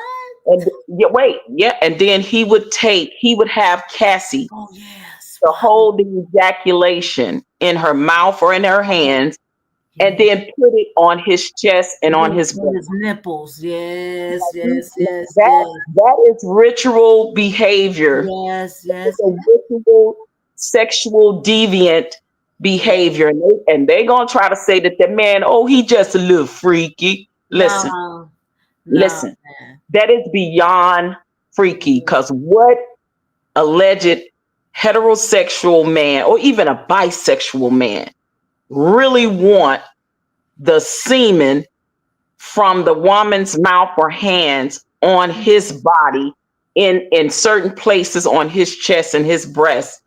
For what purpose? And you couldn't that is beyond being a freak. That is some type of sexual deviant ritual that he's having to do with her. Okay, learned behavior. Mm-hmm. If you look that up, you will know that is a form of a sexual deviant ritual that he was having her do on him. They was pissing in her mouth. What? Then she had sores. He made her still do these damn sex rituals with sores in her mouth. Sores in her mouth, UTIs, constantly. Urinary tract infections where she was in so much pain. And y'all motherfuckers talking about free Diddy. Y'all some sick individuals. Men and women. Y'all know who y'all are. Yeah. Oh, that sister called them women out. That sister called them women out. Me and this other YouTuber, she's a female out of Detroit. And we was in Tisa Tales thing, and I heard her say that Cassie was a monster, just like Diddy. Oh, God. I said, so how you figure Cassie is a monster when after Cassie left Diddy, she didn't continue any of that behavior. Exactly. I said, so when you're talking a monster, you're talking about Cassie would have had to be a monster prior to meeting Diddy, when he met Diddy, and after Diddy. I said Diddy was a monster when Cassie met him. Absolutely. He was a monster through the relationship, and he was a monster all the way up until now. I say, so you can't tell me that Cassie is a monster when whatever it is you think and accusing her of doing, she's no longer doing that. She's married with children and living a pretty much quiet life. I say that is not monster behavior, because psychopaths and monsters like Diddy cannot stop themselves. So who's really the monster here? And if he was innocent, he wouldn't have paid her in 24 hours $20 million. Yes, and that was on the advice of his insurance company, who's who paid her off, right? And then she should have got every dime and then some from the Continental Hotel, because they actually covered that crime up. So she was right to sue them as well. For $10 million. Diddy paid them off to keep it under wraps, and now it's out in the bag, and she got 10 million off of them, and well deserved, because you know what? The statute of limitations is up on the violent crimes, but it just really kills me that a lot of people are saying, well, she just wanted the bag anyway. Well, if she can't get them one way, get them another. Hit them pockets, because this is the thing that people don't understand. She will be in therapy for the rest of her life. And they keep forgetting that part. So what are they seeing? What do they see? What do they just see? A celebrity, somebody, music? He don't even do me. He didn't before Biggie died. The man wasn't even nobody but a dancer in a fucking video. Like, what is it about Diddy that these people defend? They defending him being a legend and an icon. Yeah, he's a legend and an icon for destroying a whole genre of music, along with two other moguls. I don't just blame him. It was two other moguls in hip hop that played a part in that too. And none of those record labels exist anymore. Neither one. It was three of them. It was Bad Boy, it was Murder Inc., and it was Death Row. Death Row just got recreated by Snoop Dogg. But look at the track record and what has happened to those labels and the people that were under that label. Wow. Think about that. Yeah, look at the name. Bad Boy, Death Row, Murder Inc. The name. And in the words. It's been 20 years to the day. The only one in the entertainment industry that has beat the federal charges was Murder Inc. Was Chris Gotti and his brother Irv Gotti. Irv and Chris, they beat the charges. They wanted Supreme, they got Supreme, but trust and believe, if they could have found anything on those other two black men, they would have took them down too. The only thing that saved them is that they had a hell of an accountant that kept the records and the books for everything that they did. Absolutely. That's what saved them. Yes. Because they wanted Chris and Irv to rap on Supreme, and they wouldn't do it, but they ended up getting Supreme anyway. But they believe me, in the midst of that, they was trying to get Irv and Chris too, but Irv and Chris showed receipts for everything that they did, and that is the only thing that saved them, because we know the high percentage of a federal case. So now, do you really think they want the shame and embarrassment of losing another federal case from a music mogul? Mm-hmm. It's been 20 years to the day that Murder Inc. won that case, but Supreme still is in prison because they still got Supreme. I'll never forget that. Yeah. Well, here's the question of the day. After hearing all the testimonies for the week and last week, do y'all believe that Diddy will actually face real consequences? Well, one way or the other, I believe he will. And I strongly believe that as this case continue on, and we still got a while to go, that the government gonna get him. I believe that. And I believe he's probably gonna regret, like that attorney was saying about Tory Lanez, didn't. Because when they stick it to him, he might be gone for a long time, very long time, and possibly for life. Yeah, he deserved to get life. He really deserved to get life because of his God, what they call it, the God gene that he has. Like, he think he is superior. He's very egotistic. I mean, when you got your own bodyguards talking about you having the God gene, thinking that you're superior, to everyone else that's working for you. I mean, and then he learned this behavior. This trial is bigger than Diddy.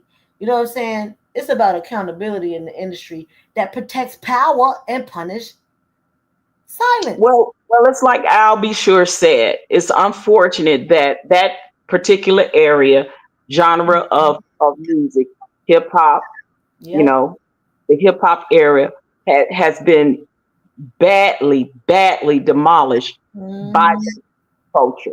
Yeah. And it has gone down ever since, because even look at all the younger rappers that has come up behind in this era. We have over 200 rappers that has been murked from that genre, because it went nothing but down from the start of the murder of those two black men that was unnecessary and that was big and pop. That didn't need to be.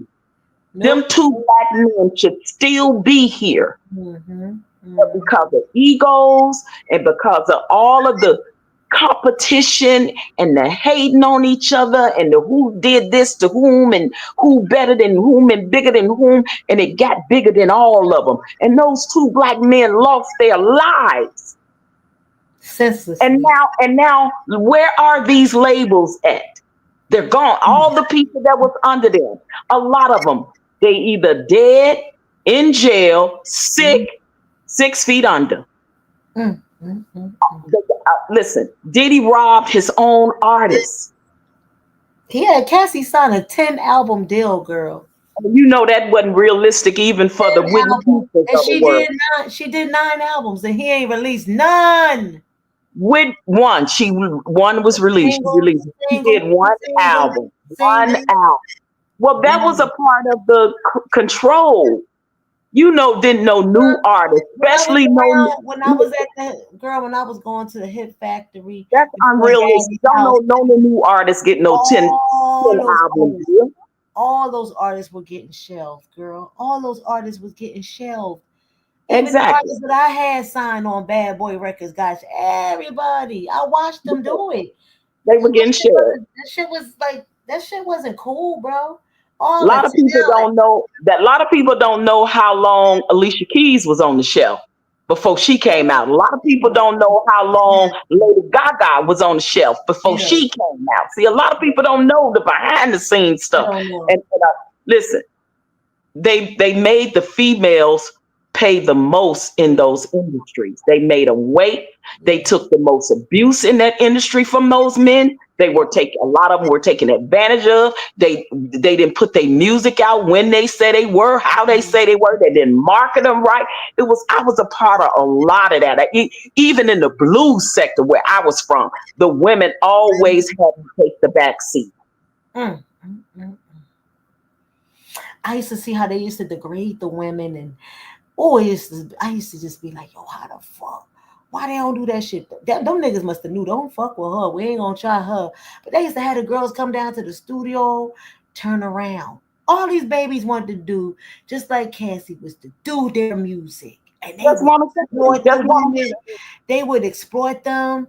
They would do them so wrong. Oh my God, I saw it. I saw it on the blues side.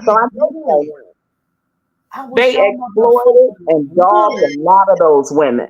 They used them for their talent. They promised them they was gonna put their stuff out. And then when they did, they half-ass marketed them, so their albums didn't do as good as they should. It was a lot. I know a lot that happened on the blues side, and so I know it for sure. It happened on R&B and in hip hop for sure.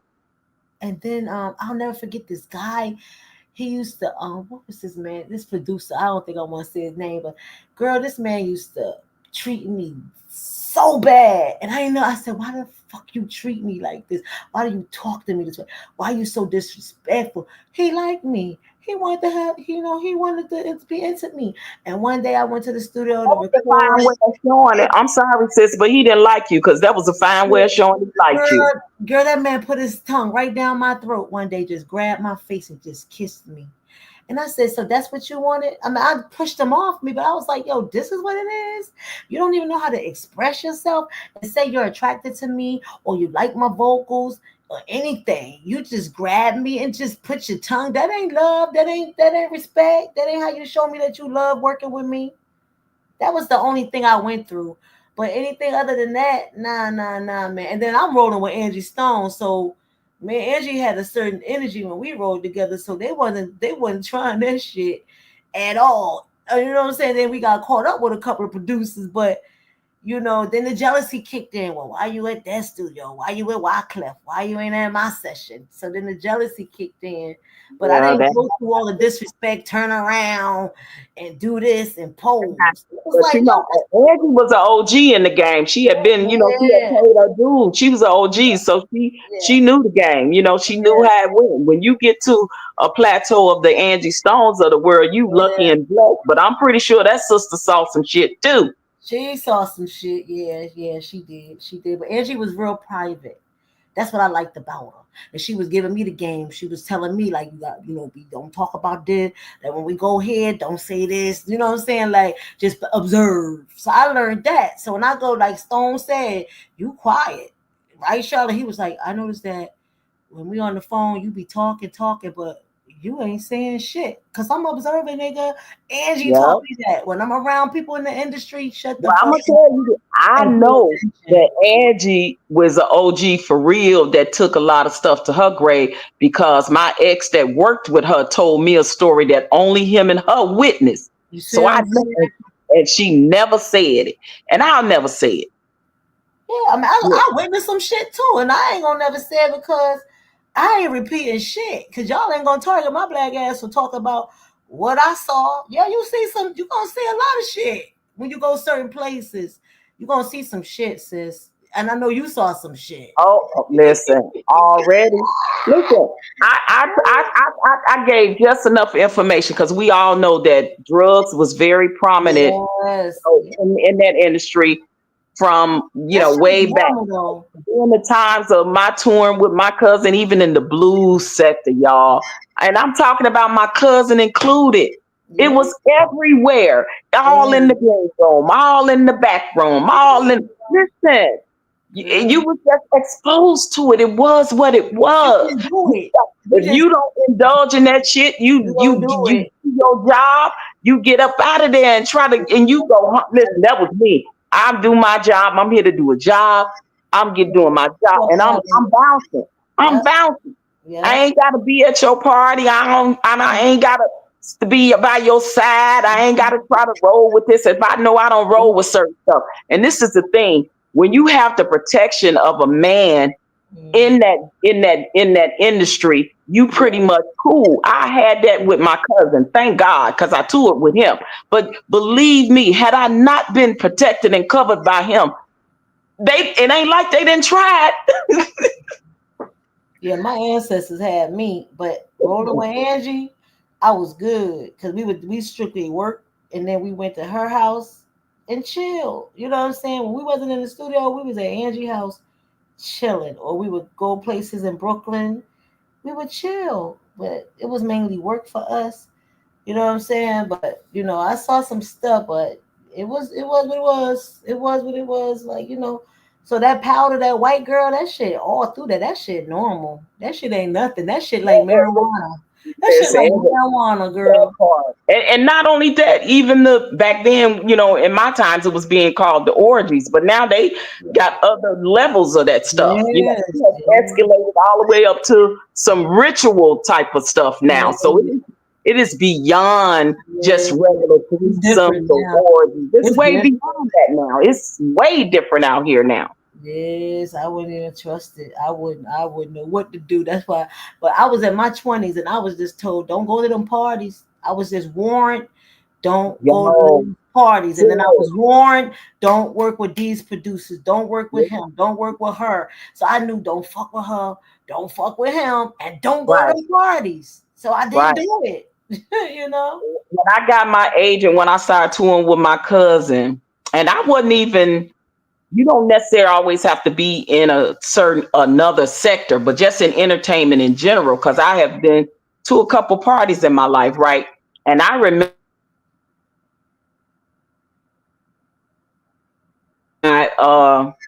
by Bill Cosby, and my agent at the time told me, if you go to this party, do not accept nothing by that man, not even a glass of water.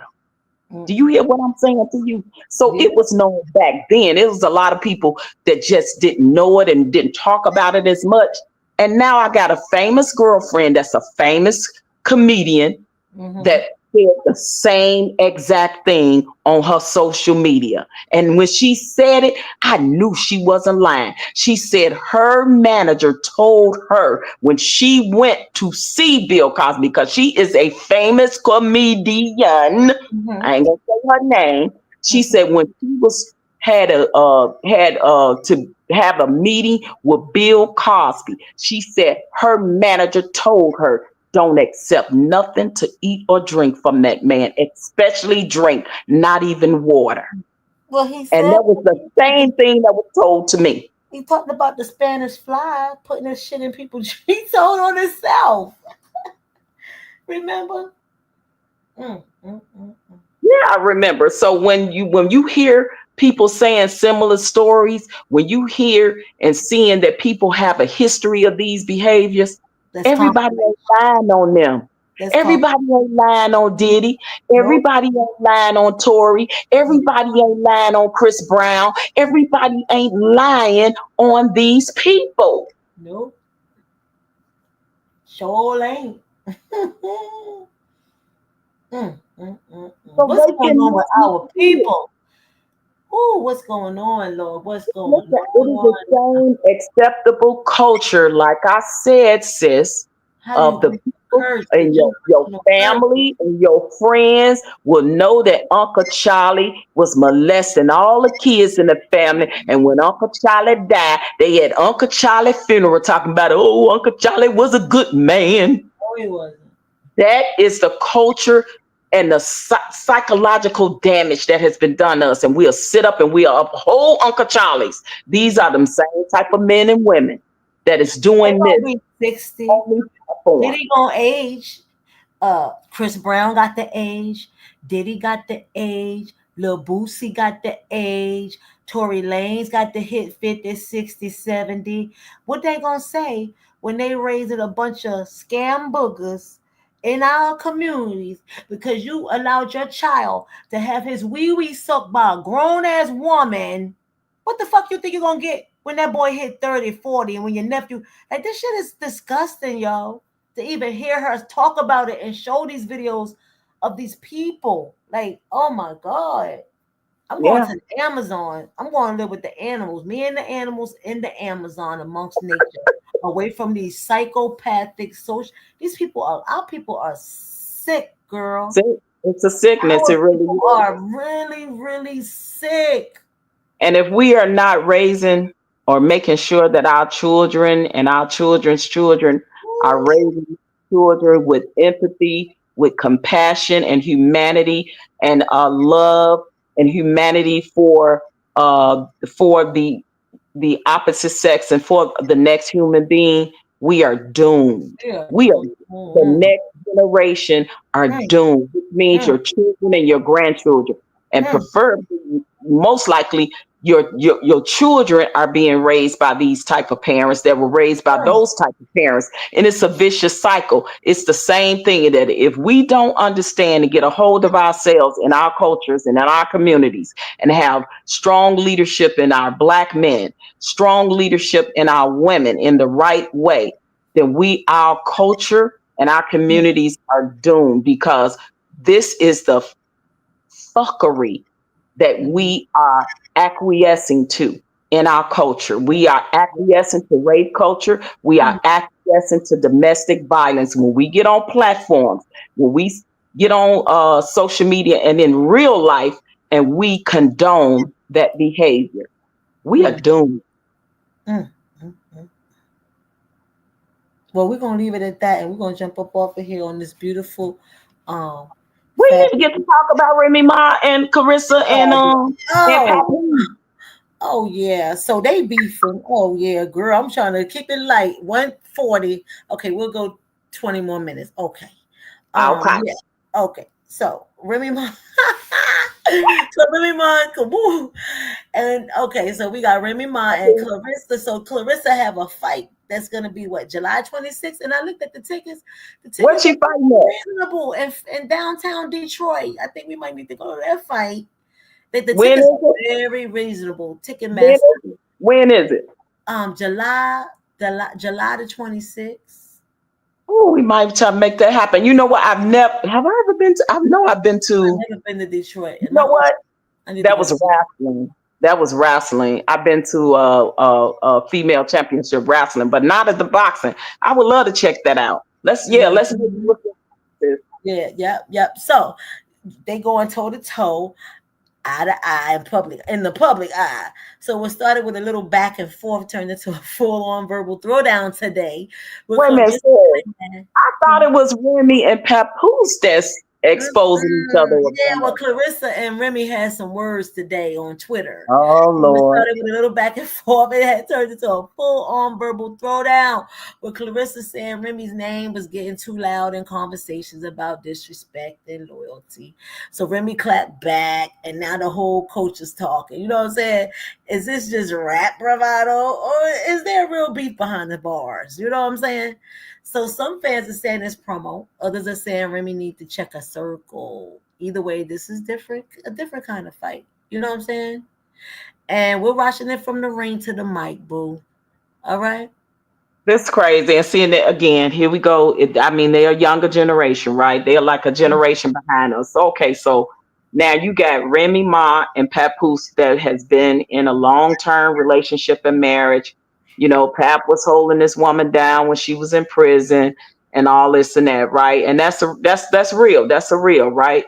Now I'm hearing, that because I think Remy she was locked up for like 7 years, 6-7 years, right? Mm-hmm. On that shooting case that and whatever. Okay, he was holding it down. She gets out. And they supposed to be representing this black love thing, which was cool. We all bought into that, right? But we know that it's only what we were allowed to see, right? So now the real is coming out, right? In all of them years, the real is coming out about, I had to deal with infidelity. I had to deal with you gambling and spending my money. I had to deal with you cheating on me with a woman in my bed while our daughter was in it. Oh, now they all are exposing each other, and it's ugly and it's messy, right? And not Remy, but Papoose, former personal assistant, has a YouTube channel. And she said some things, right, about Paps that she knew. And she only could know this if you have been in close proximity with this person. So now, and I don't believe either one of them has been angels, right? I believe both of them are guilty of some things, right? So, but it's unfortunate that it has come to this where they feel the need to one up each other. It's like, you ain't gonna expose this on me, and now I got this receipt. I'm gonna drop this on you. And unfortunately, Claressa is the collateral damage that is caught in between, and when she is actually the woman that he's now dating, that probably should say, you know what? Which I was told, she said on Breakfast Club that she really didn't like disrespect Remy or anything. But she said something about, she a woman and she understands women are emotional, and she ain't had nothing against Remy. But Remy, it felt the way about her just, I guess, even saying her name. And then she came and said some stuff. And it just got really, unfortunately, messy. And Claressa, unfortunately, is the new lady that's in the middle. Of course, she gonna believe and go with everything that Pap is saying, because she don't know what really went down between Remy and Pap. She only knowing and believing what her new man is saying to her, right? So with it saying like this, I want to ask you ladies, how would y'all handle that as the new lady that's watching these two go through a nasty, breakup, divorce, and now they exposing very personal, private things on each other? As the other lady, picture that now. How would y'all handle that? I would focus on my bag, focus on my future generation, focus on my daughter with Papoose. I would be definitely cool with the world heavyweight champion girl, but the female heavyweight champion, I don't want no smoke with Claressa.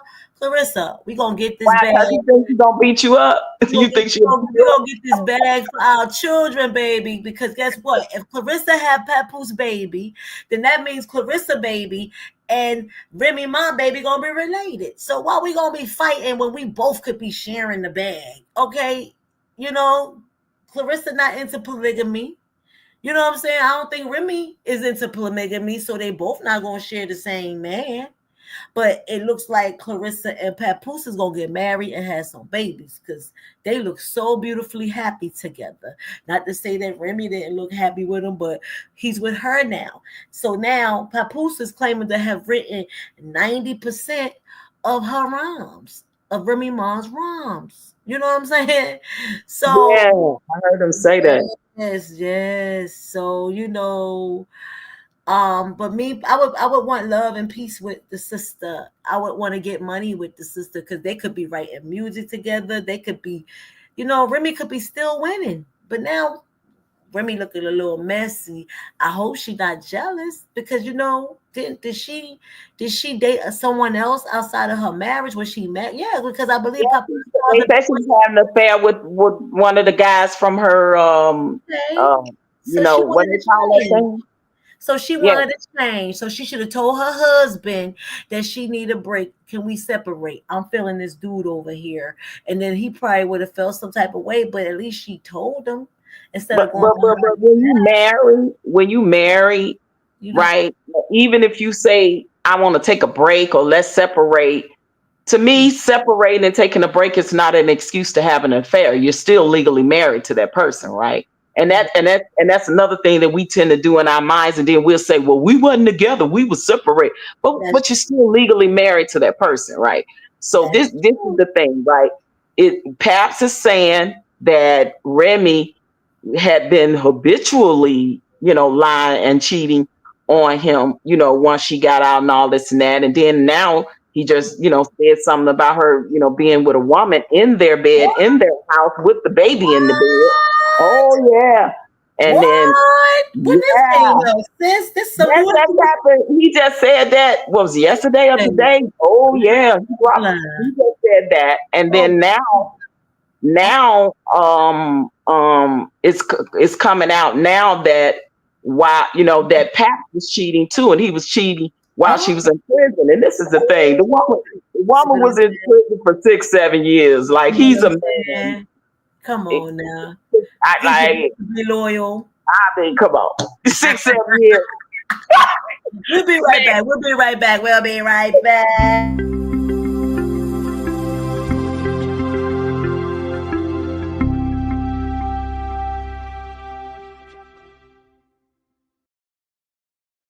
This shit is crazy. It's crazy.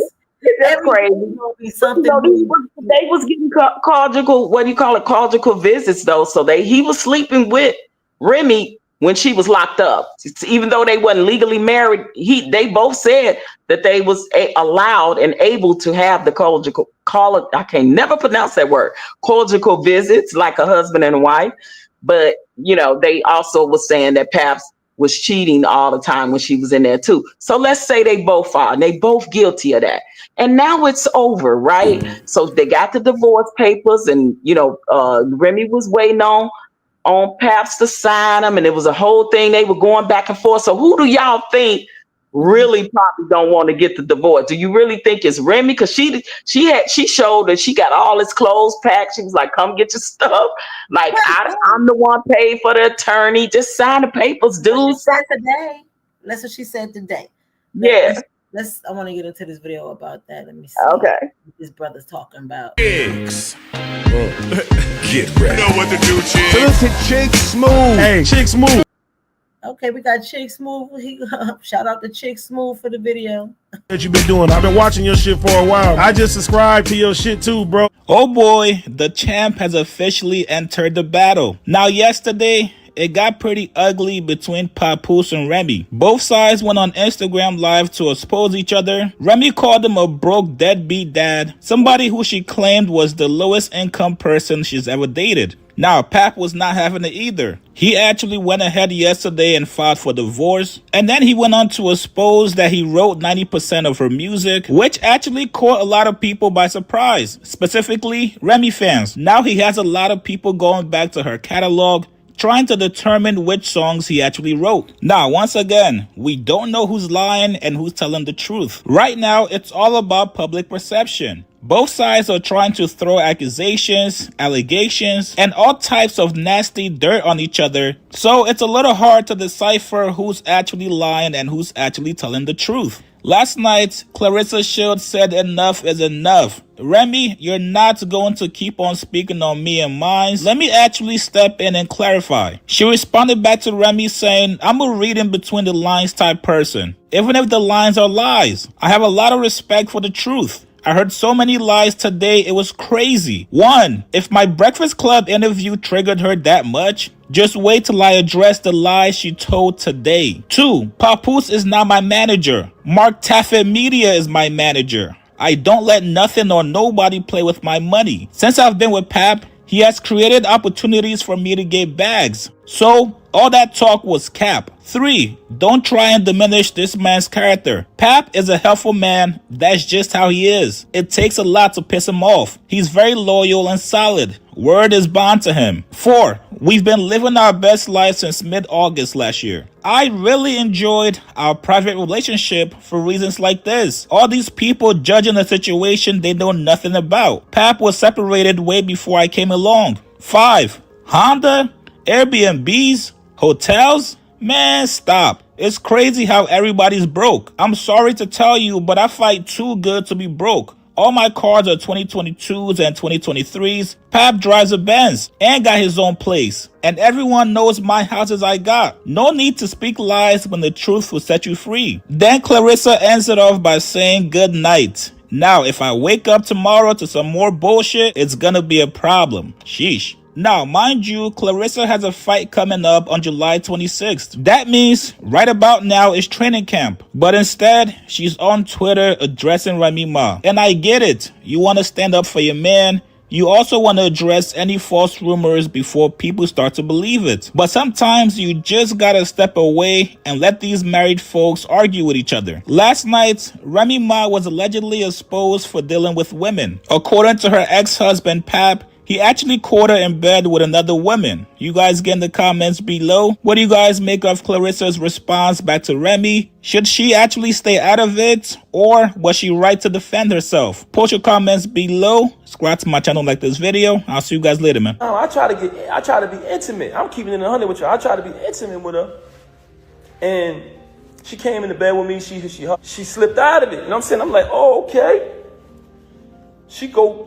After she do that, she go back to sleep in the room with homegirl this particular night. I said, something is fishy here. I said, I ain't no rocket scientist, but this ain't add up. You feel me? So, I said, damn, something wrong, something ain't right here. So one time, I had to go do something. I had to go handle some business. So I go handle business. I come back in the crib. It's a big ass crib. And they got like a long walkway to get to our bedroom. It's like a long walkway. And then on the other side is the other rooms. So I come in the crib. As soon as I walk in, I look down towards our bedroom. I see my daughter in our room by herself. I say, yo, what the hell? Where the hell is she at? So I go up the other side. And when I tell you this is a big crib, so it's a long walkway.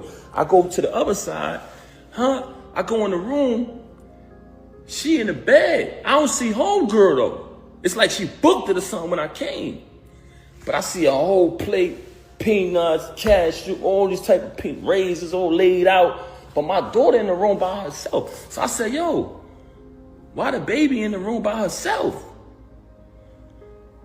She made some bullshit excuse. Extreme liar. You never seen a liar like this in your life. I said, where homegirl at? She didn't even answer that. It was just like a weird answer. I pushed past that. Moving on along. I hate to say this, y'all. I hate to say this. But But you want to know why she started having so much animosity towards me? Because I ended up finding out the truth, y'all. And I'm not saying this because it's a bad thing, but I'm saying this because, when I say not a bad thing, because I don't judge people who live that lifestyle. But she has done a lot of bashing towards people who live that lifestyle and talk so bad about them and say so many foul things about them that it hurted her so bad that I knew the truth. So on another day, I caught her with this individual in our house while my daughter was on the bed with them. Ended up catching it. Now, this individual is a female. So I can't do nothing to her. I don't put my hands on females. Y'all want to know what I did? I told the individual, I said, I'm gonna be honest with y'all. I'm gonna be honest. I didn't put my hands on her because I'm not gonna do that. I don't hit women. But I told her to get out. I said, get the fuck out.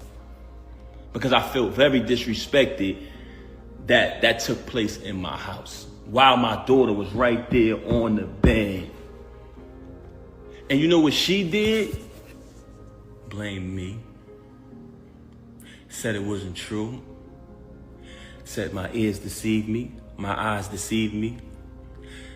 Which goes back to what I was telling y'all earlier. She's the type of person who will say something to you and 10 to 5 minutes later, she'll say, I didn't say that. Straight bipolar. Straight bipolar. Was diagnosed with it. So ever since I caught that, she resented me. She had a lot of animosity towards me because I knew the truth.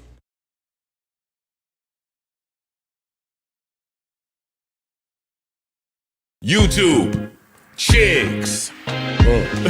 Get ready. You know what to do. That was deep, sis. That was wow. Whoa. He said a mouthful. You foul as F for that one. Because even if even if Paps was allegedly cheating, it was never in y'all house, on y'all bed, in front of you. It never, you know what I'm saying? Like it wasn't so in the face. And listen, and I don't blame Paps for handing old boy some, because Paps said he did that because he said, I put paws on old boy, not because he was my wife behind my back. He said, I put paws on him because he shook my hand and then he F my wife. That's the difference. And I feel that because you don't look a man in the eye, shake his hand, and then sleep with his wife and his boy girl behind his back like you the lowest of the lowest snakes. So I feel Paps on that. And Remy, you foul as F, yo. Girl, I'm sitting there looking at him. That man is fine as hell. Go ahead, Claressa, because if she let Remy Ma let her husband go. But back to the question though, like what would you if you was in Clarissa's position? I give credit where credit is due, baby. But again, what would you do? Because Claressa said in that post that Paps and Remy was long broke up when she got in the picture. So Claressa clean. Claressa is clean with her situation. Remy Ma has mental health issues. He says she's been diagnosed with mental health issues. So now bipolar. This is where it's coming from. So now Claressa need to ignore her. At this point, I would ignore her. And Remy Ma had the opportunity. I think she kind of a little late on trying to make peace with the sister after you got messy. If you wanted to make peace with the sister, Claressa, you wouldn't have been messy from the jump. But if she's been diagnosed, then she probably can't help herself. You feel me? Papoose said what she was doing was denying that really don't have nothing to do with the bipolar. That's more like gaslighting. She was gaslighting. She was gaslighting the mess out of him about saying, you didn't see that. No, I didn't do that. That's call right? it, but Claressa winning right now. Claressa winning all across the board. But this is the thing. I think Claressa is winning, and I think they look gorgeous together. I like them two together. I think hearing Claressa say, you know, I didn't step in the picture until long, you know, they was broke up, right? I think She said it herself. She said it. right. I'd have stayed cool with him, friends, and we'd have dated, but I wouldn't have took it like serious or maybe to the next level until I know he was legally divorced. But that's just me. But I know it's the younger generation and they different, right? So I ain't judging her for that. Yeah, But he I just think filed a divorce yesterday. So yeah, I think put a baby in Claressa and marry her because it was a rumor that Claressa was pregnant. So we know Claressa can't be pregnant. Common sense is she got to fight. They were saying she was pregnant by somebody else, but I think that's a rumor because she getting ready to fight. So I don't. So how's she pregnant? Y'all know darn well. But you know, I think you know, in Carissa's position with her being not, you know, unfortunately, because Remy is who she is, Carissa's catching strays, right? By just being the other woman. No matter who that other woman was, I think she would catch the strays from Remy, right? So I think that's what's happening here, unfortunately. And then Claressa is feeling the need to have to speak up and defend. But this is the thing. She don't have to defend Paps. See, it seemed like more to me like she's defending Paps and not addressing what we do, because that's what we do. About her woman to woman. That's what we do when we have a good man. We defend a good man. She know what she got. She probably got some good wood. Well, how you know he good though, sis? How you know he good man? How you know he good man? Girl, because I can feel it. I saw it. I saw them. I saw them. I see it. It's I feel you on that.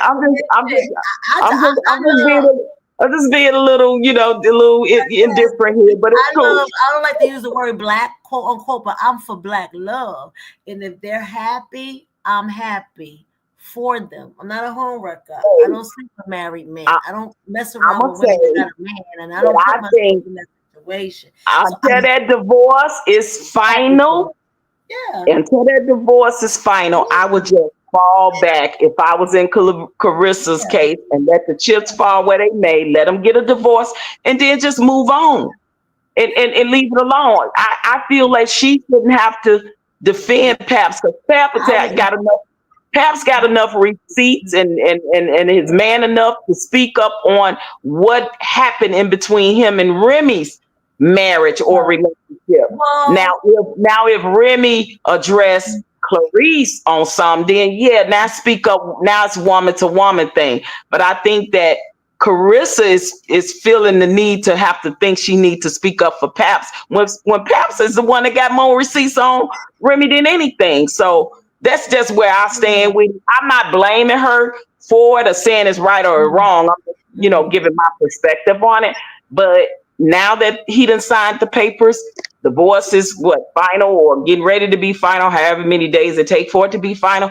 And then we'll see. Let Claressa and Paps go on with their life. Let Remy go on with hers. And hopefully this mess will be over in a minute. No, I don't know if Remy gonna move on because from the past. Why you think Remy not gonna move on? Because from the past, Remy was always the one making statements towards Claressa. If you've been following it, Remy be running her mouth. That's why Claressa told her she not gonna shut the fuck up. She was doing subliminals. Yeah, she was doing subliminals, calling her Clarence, calling her a man. I know she thought she was doing subliminals. So that's how it started. Claressa was minding her business till Remy started talking slick. Claressa pulled up on her ass. Yes, she did. Yes, she did. Claressa pulled up on Remy, and Remy, I don't think Remy came outside. So yes, she did. And I would have did the same shit for a fine ass motherfucker like Papoose. I would have did this. Claressa was catching strays. I get it. Remy was being subliminal. And this is why I say at this point, Remy fucked up. Remy had the opportunity to come to Claressa like a baby mama to her new man, and she came incorrect. No, I wouldn't have played myself like that. And Claressa, if I was Claressa, I would move in silence because I am the GOAT. I ain't got shit to say, bitch. My Wait, what actions is and the? my I know what vote. the GOAT stand for. So what is the GWOAT? Is that Greatest woman of all the times in boxing. greatest woman of all time? Okay. In boxing. So what the fuck I need to talk for? I ain't gotta do shit but show up with my man. I ain't gotta do shit. Claressa, you ain't gotta do shit but show up with that fine ass handsome king you got, girl. Ooh, girl. Well, we gonna see because I mean, I wish them well. I wish all of them well. I just wish that they keep this mess off social media because it's just done got outrageously messy, and they need to move on with their lives now. If the divorce is final, he signed the papers. They move on and be happy. Everybody be happy. Why people can't move like Beyonce? Move like Beyonce when you at the top. Come on now. Beyonce don't be saying because they ain't Beyonce, girl. They ain't Beyonce. They can move. They ain't gotta be her, but they can move like a Beyonce. But girl, you don't know what Beyonce may be going through when the doors are closed, right? Well, she ain't saying shit. That's the whole point. Shh. But she don't never say nothing. No way. She always act like she drugged up to me. I'm sorry. Oh, that's cold. She act like she's stoned. Come on. She in the elevator. Girl, the hives coming over here after us. In the elevator, she was acting like she was in a daze. When she's sitting in the audience at the award show, she act like she's dead. Did you see I'm sorry. She acting like she out of it to me. Don't come for me, beehives. Don't come for me. Did you see when she walked up that goddamn stage at the damn Houston? What was it? Thanksgiving? One of the damn things we had out here in Houston. And she did Carter, the Cowboy Carter out here at the football game, at the damn football game. I said, what the fuck is wrong with Beyonce? She act like she was on something. She act like she would be zoned out. I'm telling you. She probably do be poor baby, bless her heart. But I love you for staying silent. Look at you. You sound like one of them old elderly back in the day. But bless your heart, honey. I love you. Bless her heart. I love her for being quiet. She ain't telling her business. Motherfuckers don't tell her what she ain't saying. Beyonce ain't saying shit. So Claressa, keep it to yourself. Don't say nothing. Remy, leave Claressa alone. Don't be stopped with the subliminals. Leave that girl alone. Let them go on. If you really want to be over and and then move on, girl, y'all move on. Move on, Remy. Move on. They got a baby. Come on. Papoose and Remy got a child. I know, but they still can move on from the marriage and the personal without all the straits because they got to look back. They child may end up seeing this one day on social media. It's a mess. She called him a little boy. She told him, come on over here, little boy. That's what Remy told Papoose. Come on over here, little boy. I said, what the fuck is going on with Remy? That's she trying to emasculate him right there. That's what she trying to do. That little boy. And he gonna fuck the shit out of Claressa. The more she call him a little boy, the more ding-a-ling Claressa gonna get. Oh, sis, now you a hot mess. Now talking about the ding-a-ling. I ain't talking about all that. I'm just talking about. I just want them to stop being so messy and move on. The more she emasculate him, the more he gonna run up in that girl. That's how it be. You know how it be. He gonna end up putting a baby in her. Watch. This is the thing. If Remy did mess up her marriage, messing around with that other young man that she was allegedly having an affair with, because where is he at now? Is he out the picture now? Well, shit, Papoose said she was with a woman too. Shit, so I know, right? But the dude that she sacrificed her marriage for, where is he now? And I bet you they ain't together. And that's the sad part, Remy. That part right there is all your fault. Because you and your husband perhaps had went to therapy. You wasn't really trying. You the one suggested the therapy. He said he went. You know how hard it is to get a black man to go to therapy? Girl, she institutionalized. Listen, institutionalized. So what the fuck? I ain't gonna say it's all Remy fault, but Remy, you was out there foul, having an affair, out loud having an affair with that young man, flaunting him all around town. You don't realize what you got till it's gone. And he wasn't nothing anyway, because he running back telling all his homeboys. He was an old kiss and tell ass nigga running back telling all his homeboys that he was screwing us. So what? He was a little B. He was a whole band. He was a whole biatch ace ninja. if my husband was writing 90% of my songs, do you think I would fuck up over my bag? They got their priorities fucked up. So I wish y'all the best. Well, that's my 2 cents right now on the Remy and Paps and Claressa situation. I'm just They're gonna be all right.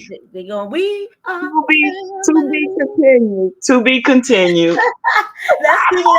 Let's see where this go next. Let's see where they be next week. All right, sis, I'm out. I'm gonna let you close up. Love you. Salute to the chat. All right, bye.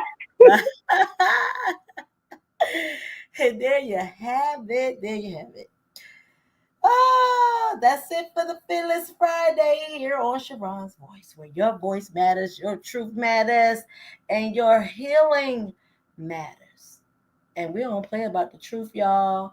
So we have broke down Diddy's courtroom chaos and Remy Ma's lyrical smoke with Claressa.